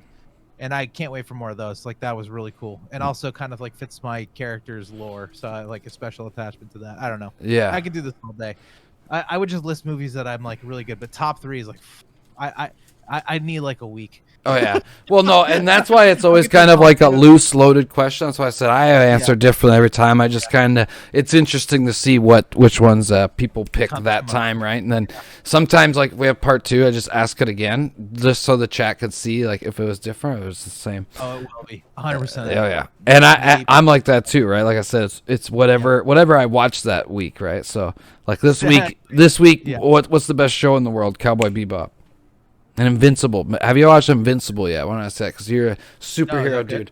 Oh, you have to watch Invincible. You got Amazon Prime? Yeah, I do. Of course you do. And chat, do you have Amazon Prime? Well, if you do, guess what? Take $5 from Jeff Bezos right now, okay? Half you bring it here, half you take it over to Honcho's and Twitch Prime today. Be a modern-day Robin Hood, okay? Take from the richest man in the world and give to me, one of the poorest men in the world, and Honcho, one of the coolest men in the world. I'm always pointing the wrong way. But no, check out Invincible. It's dope. It's dark and gritty, and in the Boys was badass, dude. A TV show. Oh, man, The Boys is really good, but the universe that Invincible takes place in, I don't know if they'll bring him in the show, but in the comics they've worked together, is the same universe as Spawn, which is my favorite anti-hero hero of all time. Invincible's really good. It's rated R. Superhero badassery. Like J.K. Simmons is in there, and he's great. Right. Fuck yeah. Okay. It's animated? Yeah. Okay, got it. Okay, I'm gonna check it out. And rated R, and everybody's in it. There's been like a cameo voice from like Seth Rogen's in an episode. Just every episode, you'd be like, "Holy fuck, was that John Hamm? Like what the hell?" Nice. Yeah, like it's crazy. That's dude. awesome. All right, man. Easy sell. All right, and the last one, which I think you'll have some interesting answers since we talked about Scuff Mondays, was what's your top 3 best bad games? Oh man, for me, my number one, which I would argue is not even a bad game, so chat can fucking suck my dick, but they always try to tell me it is Star Wars Battlefront 2, which I have 5,000 hours of playtime in. I love that game. I couldn't say hey man, I'm a Star Wars guy, so but I'm probably biased, you know what I mean? Mm-hmm. Whew, I mean, but if I'm talking really scuffed, you know, I mean, Fireworks Mania is probably up there right now because it's like that was unreal, fun and stupid, and it's a really shitty when you look at it objectively, it's a shitty game, but it's like so much fun because there's like not a ton you can do, but there is so much you can do because it's like a sandbox fireworks game. You know what I mean? Which is rad. What's another one? Oh, one that I thought was gonna be meh that turned out to be good. It's called Neon Abyss. I actually think it's a good game, but like it turned out we found it on Scuff Monday. I haven't really seen anyone else playing it. What type of game is it? It's like a roguelike 2D side scroller. Like Enter the Gungeon, except instead of being above, you're 2D side scroller and it regenerates map based. Fun as fuck. Are you a fan of Enter the Gungeon? I haven't played it yet, but Yeah, chat's been trying to get me to play it on stream. It's fun as fuck. I love all those kind of games. Nice. Another one that's kind of crazy in the same roguelike genre is called BPM, Bolts Per Minute, and it's a rhythm game mixed with a shooter, so you can only fire on the beat of the music. It's fucking crazy. Does it have like crazy artwork, kind of like Doom? Yeah. Okay, I saw a trailer for that back in the day. I want to play that. That looks sick. Yep, that was a Scuff Monday game. Is that on Steam? Yeah, 100%. Hell yeah. You know, I'm playing all the games that no one. Oh, probably the S tier, top diamond in the rough. If you haven't heard of it, Hold Fast Nations at War. Chef's kiss to that one. It's a revolutionary one. You have rifles with single rounds and bayonets, and you just stab each other, and it's like 50 on 50. It's batshit crazy. It's open mic, which is I was streaming this earlier, but this is like pre Andy's show. So risk at your own risk if you're gonna stream it. Yeah, no shot. I can't chirp bananas 12-year-olds like I used to. I'll admit, people that know me personally, Modern Warfare and Modern Warfare 2, I was on the open mic and I was a little devil, but I can't do it now. I literally, a year back, I was playing Apex Legends and a 13-year-old shredded me on the mic and I was just like, fuck, dude, I don't even know. How do I do this now? Yeah, I was like, shut up. Like, I don't know. Yeah. I lost it. I'll tear into him a little bit, but that's probably the best one, dude. It's fucking crazy. Like, people are playing like Tokyo Drift. People are talking shit. Some people are really playing the game. Like, but it's 100 people, and it's fucking nuts. And you can hear the other team. So there's essentially 100 possible mics. Wow. Adding shit into this game while you're like firing fucking cannons at each other. You're stabbing each other with bayonets. There's like different classes you can climb. Like, it's fucking bonkers. You know what I mean? But I wouldn't have it any other way. Yeah. And probably I'll stream it again because I'm dumb. And, you know, that's what it's all about. Hell it's yeah. about guffness. And dude, it's so funny. Like, just the memes that you get out of it. If you want to do something insane one day. I think a lot of people in my chat would really appreciate that one. So, guys, make sure I'm going to spam the links again here. But make sure to follow, guys, so you guys can be there for Scuff Mondays and go join his Discord. Give recommendations. Yeah. Discord. Hell yeah. Channel. A Thief Simulator. I think you saw that one.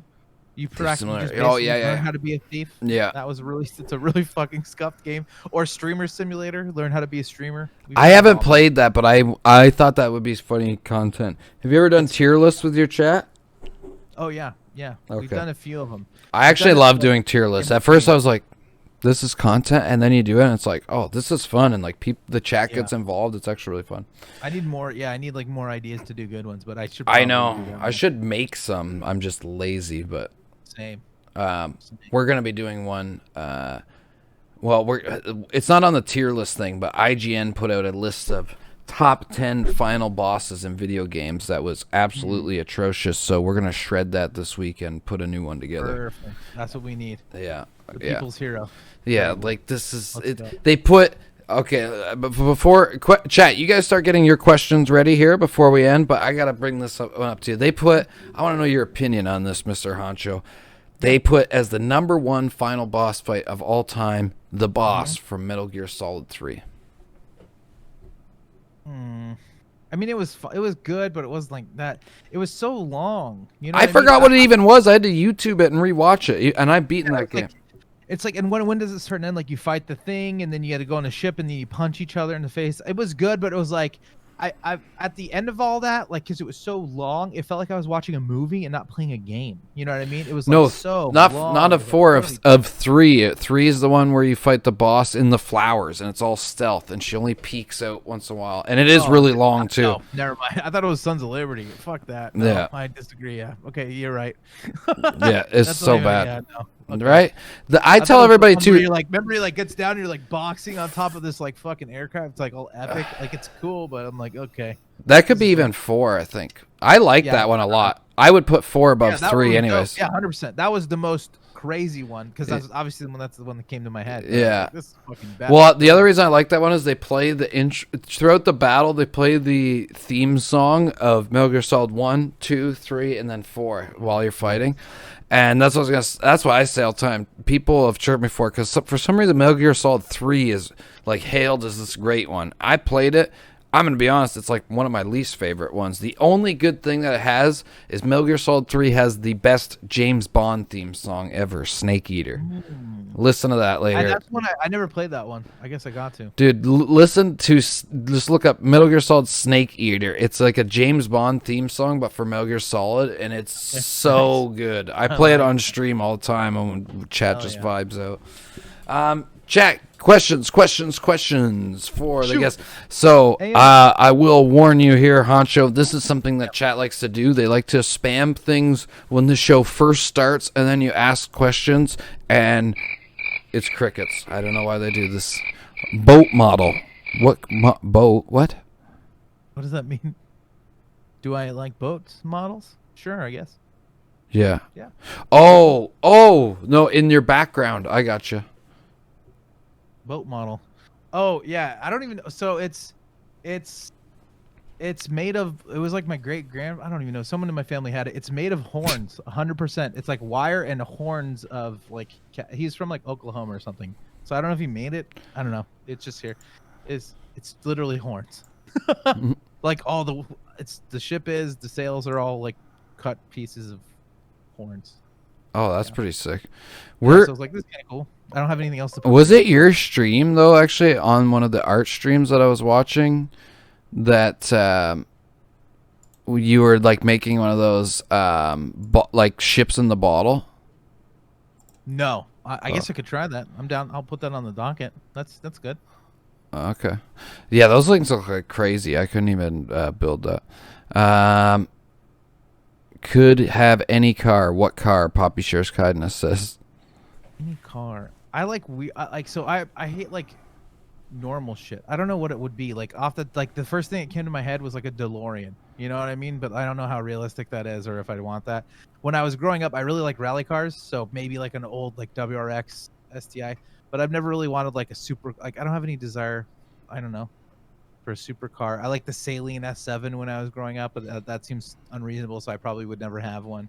Yeah, probably like a rally car. I don't know, like a WRX or like a Lancer or something like that. That'd be cool. That'd be pretty. That'd be pretty badass. I'm not really a huge car guy, but something fun that has good handling. I don't need something that goes like 1 billion miles an hour. But I don't know. I'm open. You know, something reasonable. Adley says, "How does it feel being on my favorite stream?" Which Christoph retorts with, "Adley is lying. Amaranth is her favorite." Amaranth is good, but this is pretty awesome. I'm having a good time. Thank you. I'm actually going to start hot tub stream. I'm going to put a kiddie pool on the balcony here soon. Fuck yeah. I'm just waiting for it to get warmer. If Dirty Wolf killed a subscriber in a video game, where would he hide the body? What the fuck kind of questions are you guys asking, chat? Probably landfill, or he'd have to like melt it in his bathtub, depending where he lives. Right? I mean, it's an apartment. You don't know what kind of shit these guys are flushing down the pipes half the time. So yeah, just melt it in the bathtub. Yeah, get like a barrel, or I don't know. I don't know how to do that very good. But if it's not the right bathtub, it'll be like you'd end up like Breaking Bad when it falls through the ceiling. Have you watched Breaking Bad? Oh yeah, hell yeah. Okay. You gotta be careful. That's true. Yeah. Demo says in the doll behind him. Jesus Christ. What is your favorite Pokemon and why? Oh, that's a pretty good one. I like that, Adley. I only acknowledge the first 150 because obviously OG.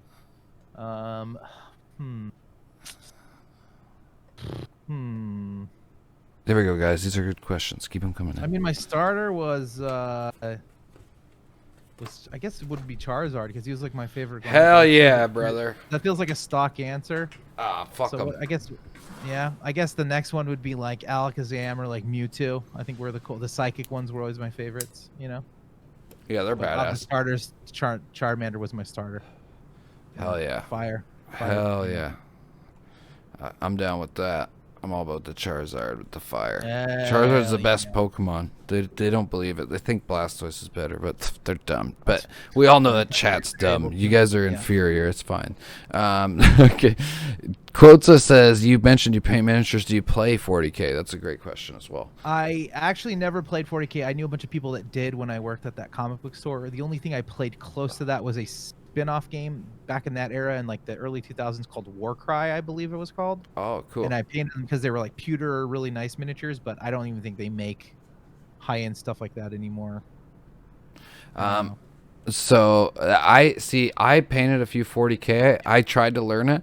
The one thing that I have learned and played a little bit is I have a spin-off one of it's Fallout. But it's actually really cool because you have like stat points like Fallout and shit. I wanted to like stream it somehow, but I need better cameras and shit. Blue says, "What secret conspiracy would you like to start?" Ooh, I don't know. Honestly, it'd probably be funny to play into something that related to like my stream or someone else's stream I knew that would like that I could turn into like a conspiracy. So like maybe the dark side thing comes real, or like that Abba is a cult leader or something like. I think that would be funny to me. Yeah. And probably destructive over time, but really funny. Something that I could like have some sort of connection to, but not be directly in it. You know what I mean? That I could like plant a seed and then like like watch. You know what I mean? That'd be hilarious. Evil, well, you know Mayor Wirtz, right? He's got like the this is not a cult opening series. It'd be easy. I love that. Like that'd be the best thing if he turned out in the end. Like I love him to death, so I don't want this to actually happen. No, I know. No. Years he was really a cult leader the whole time. You know what I mean? And we're like, oh shit, no one knew. Like, that'd be funny to have like some random connection that was like ironic. Yeah, I don't want anything bad to happen. This is a meme, guys. Okay, don't take this. No, I know. They know we're memeing. It's all for the show. That's hilarious. Yeah. I agree. Demo says, you see the new MTG. What do you think of the Strix have Jap alt art cards? I like them. Like that's the thing for me is like I'm an old MTG head, so like I like all the hand drawn stuff. I'm not as into it. Probably the set I was more into was Time Sprawl Remastered because I actually played Time Sprawl because I'm an old person. So like I love the old foil format. Demo's older than both of us. Oh really? Okay, then he knows. So I love the old foil format. I'm not really into the new, like they don't play, they're shittier material, you know. So I like the designs, but I don't really play current Magic, so I'm a little, you know, I'll look at them and I'll check them out and I'll play MTG online every once in a while for like, you know, for funsies, but I don't stream any of it. So for me, a lot of it's like collecting the art. I had a connection with it growing up, so like a lot of the stuff I do is vintage, so it's usually like early 2000s and back. I don't really get into new stuff unless it's sealed product, so I'll buy sealed product and hold it and sell or trade or whatever for old stuff. I try to obtain a lot of vintage stuff. Blue says, what's the weirdest smell you've ever smelled? That's a great question. Where are you guys every week with these questions? Come on now, this is great. I'm loving this. What's the weirdest smell that I ever smelled? Yeah, I'm curious. How come that's not? I'm making that a podcast. I'm making that a podcast regular question. I used to drive back from Los Angeles to. I live in Sacramento. I live in Northern California. It's a long drive, and then like during harvest season, I don't know what makes it. It's like this weird organic smell when they like pull all the crops up or whatever the fuck they do, and it's only a certain time of year, and it's this weird. It's this fucking. I don't know what it is. It's like plant matter, but it's this awful shit smell, and it lasts for like hundreds of miles sometimes. Oh wait, are you talking about the manure? No, it's not shit. I know what shit smells like. Done that once or twice, but it's this like organic smell. I don't even know how to describe it. It's like not good, and it like gets in your. It's like it's whenever they harvest, like in California, because the middle of like from Sacramento to LA is like this wasteland of just farmland, and that's it. There's like nothing there. You just drive 400, 500 miles to get to Los Angeles. It's probably all like the roots and shit just like dying and rotting. It's like just plant matter, and it's like I've never smelled it anywhere, and it's only specific times when I drive it, and I hate it, and it bugs the shit out of me. So I don't know what it is. Adley says that sounds like Windsor. Pesticides are bad. I don't know. Is a hot dog a sandwich? This is a great question. I've asked this before. That's an old-timey one. I guess it is by standards. Like I've never eaten a hot dog and thought it was a sandwich, but due to what a sandwich is, I guess it would classify as a sandwich. Would I call it that? I would just call it a hot dog. Do you read much? Not really. Oh, okay. I don't have time. I used to, but you know. Well, no, same. Me neither now. But have you ever read The Dark Tower? Back in the day, yeah, I did when I was Okay, younger. so I just call a hot dog. It's a popkin. So it's kind of the Perfect. same thing as Yeah, a yeah, yeah. sandwich. Okay. What was the next one there? What smell do you like the best? Poppy shares kindness asks. Honestly, right now, since I've been on the keto diet, I would probably do horrible things for a pizza, dude. Oh. I miss the smell, you know? Oh. Probably good foods, right?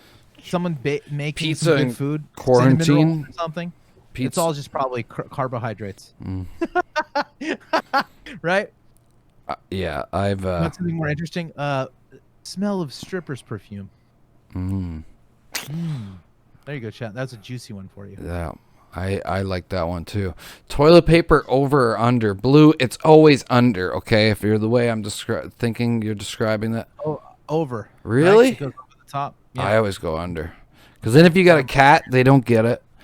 Well, I mean, cat, I guess no they problem. could. Yeah. But when you rip it, you get the nice tear then. It doesn't, nothing worse than when you're in the morning and you're like, I just do one of these. oh, I'm fuck. quick. And also, you got to remember, I use wipes mostly, so Yeah, there we go. That's true too. I I feel don't really that. need it. Yeah. If you had 3 wishes, what would you wish for? I mean, I don't even know.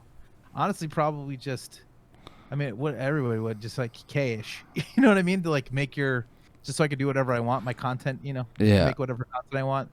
Wasn't focused on like making goals for like fiscal drives, so I could do this one longer. That'd be really it.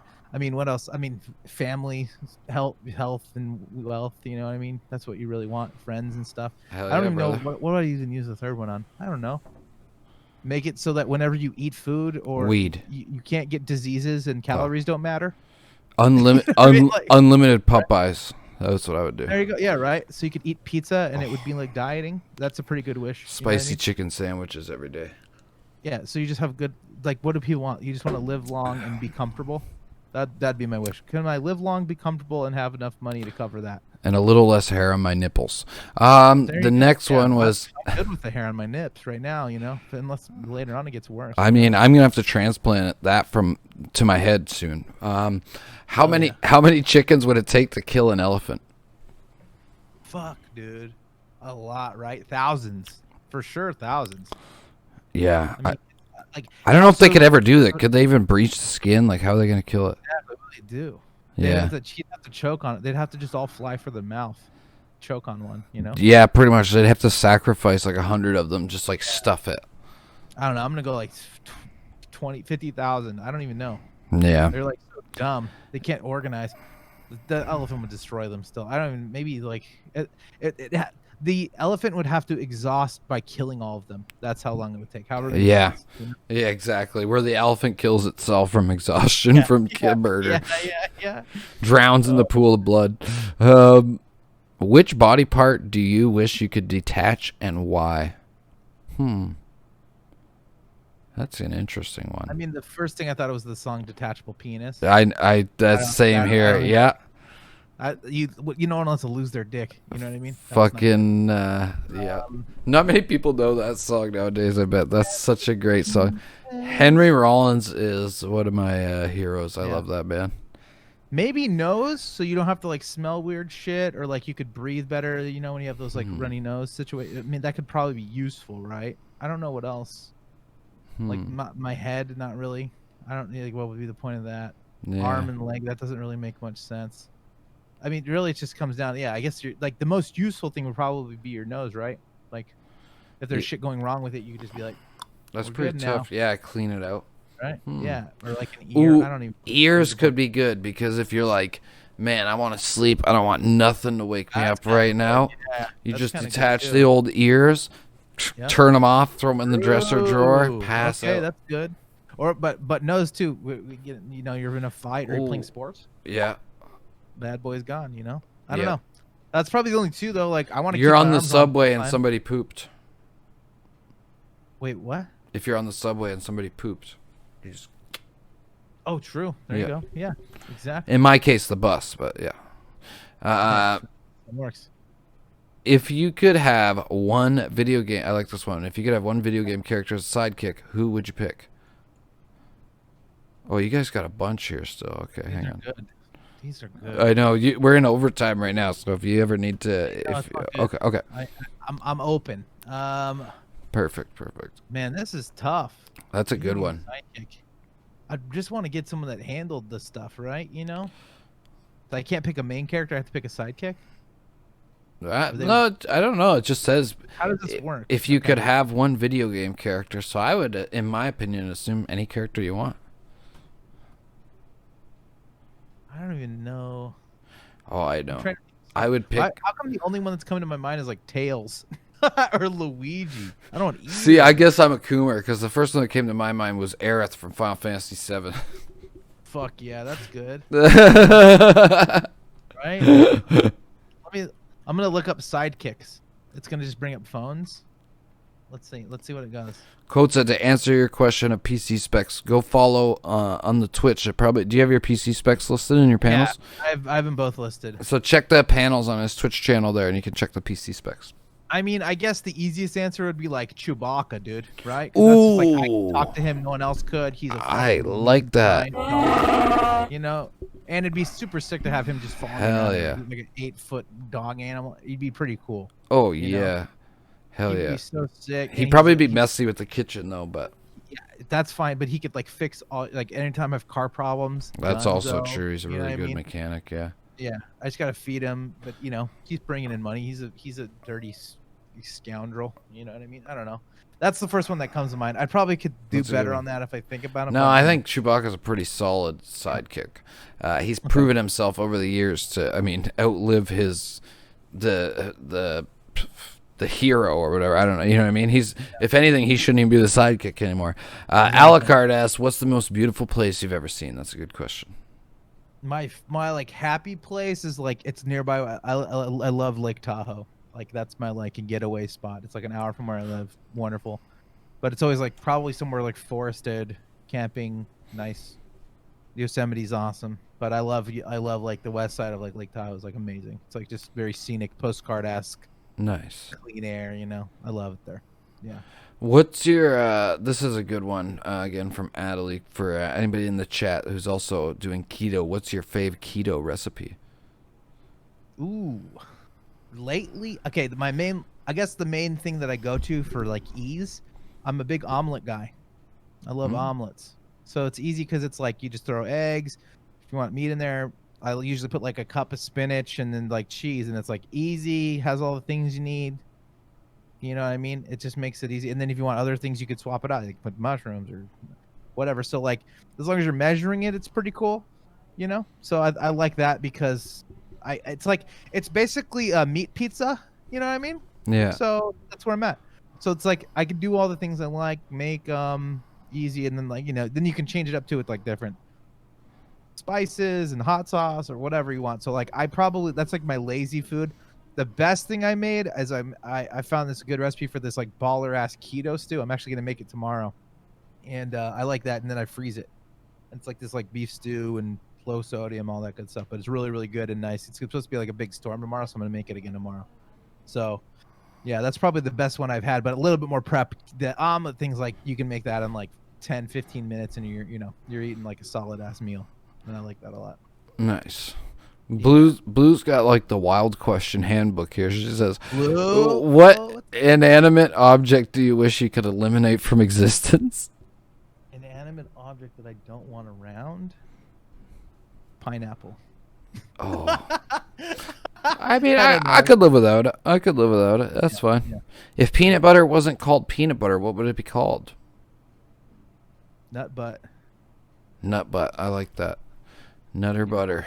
What sport would be the funniest to add a mandatory amount of alcohol to? Ooh, I like that. That's a really good one. Ooh. That's a hard one because, drunk hockey would be really good. Yeah, drunk boxing would be great.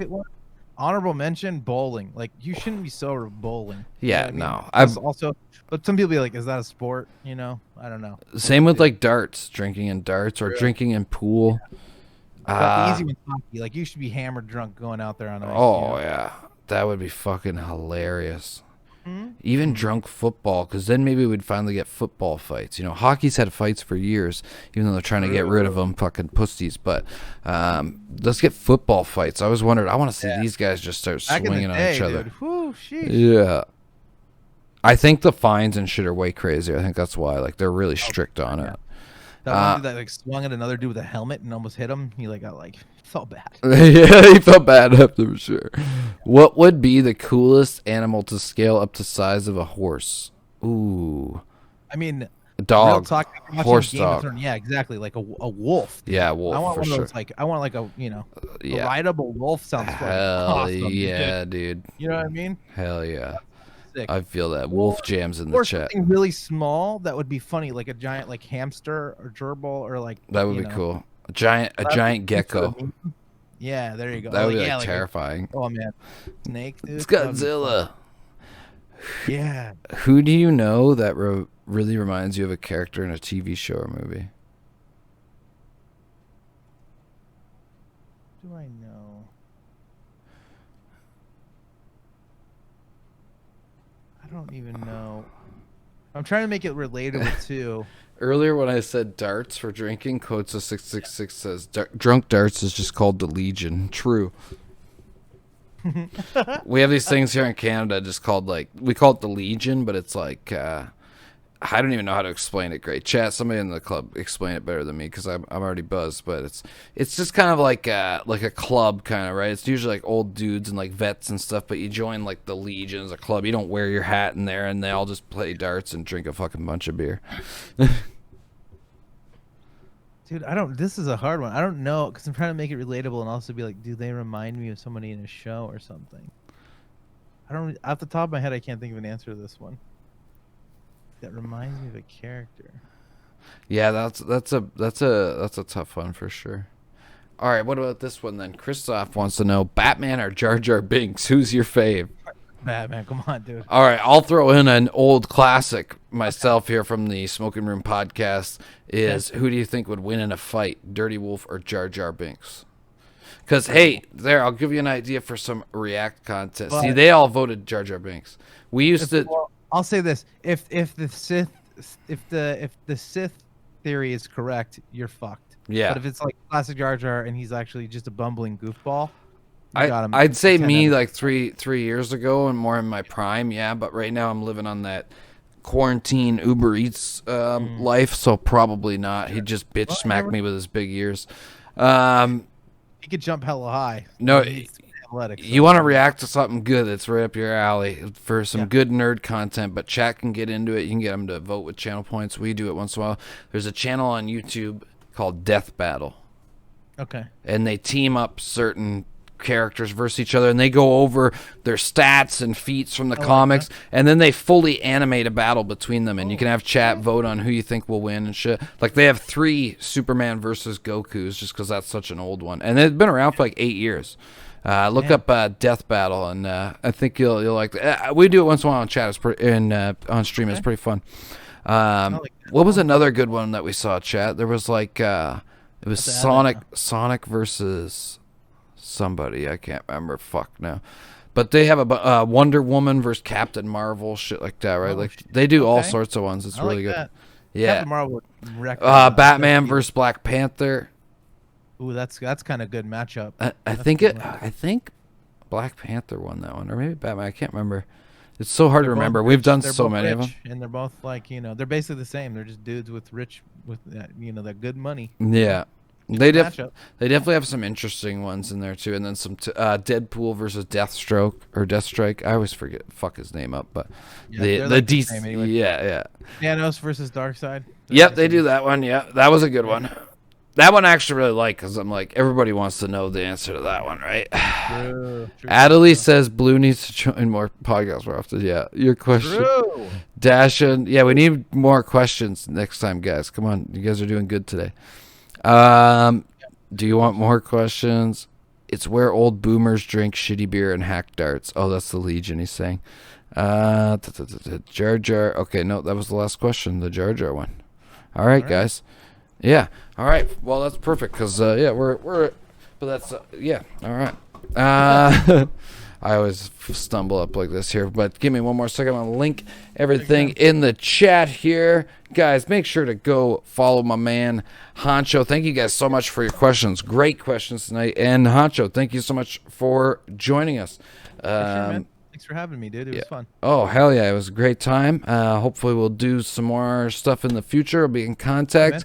And guys, make sure to go follow Honcho McDuckett. And if you've got anything to ask me or the chat before you go for it. Shoot and let them know when you're streaming next, what's going on. And yeah. Follow me obviously on the channel, Honcho McDuckett.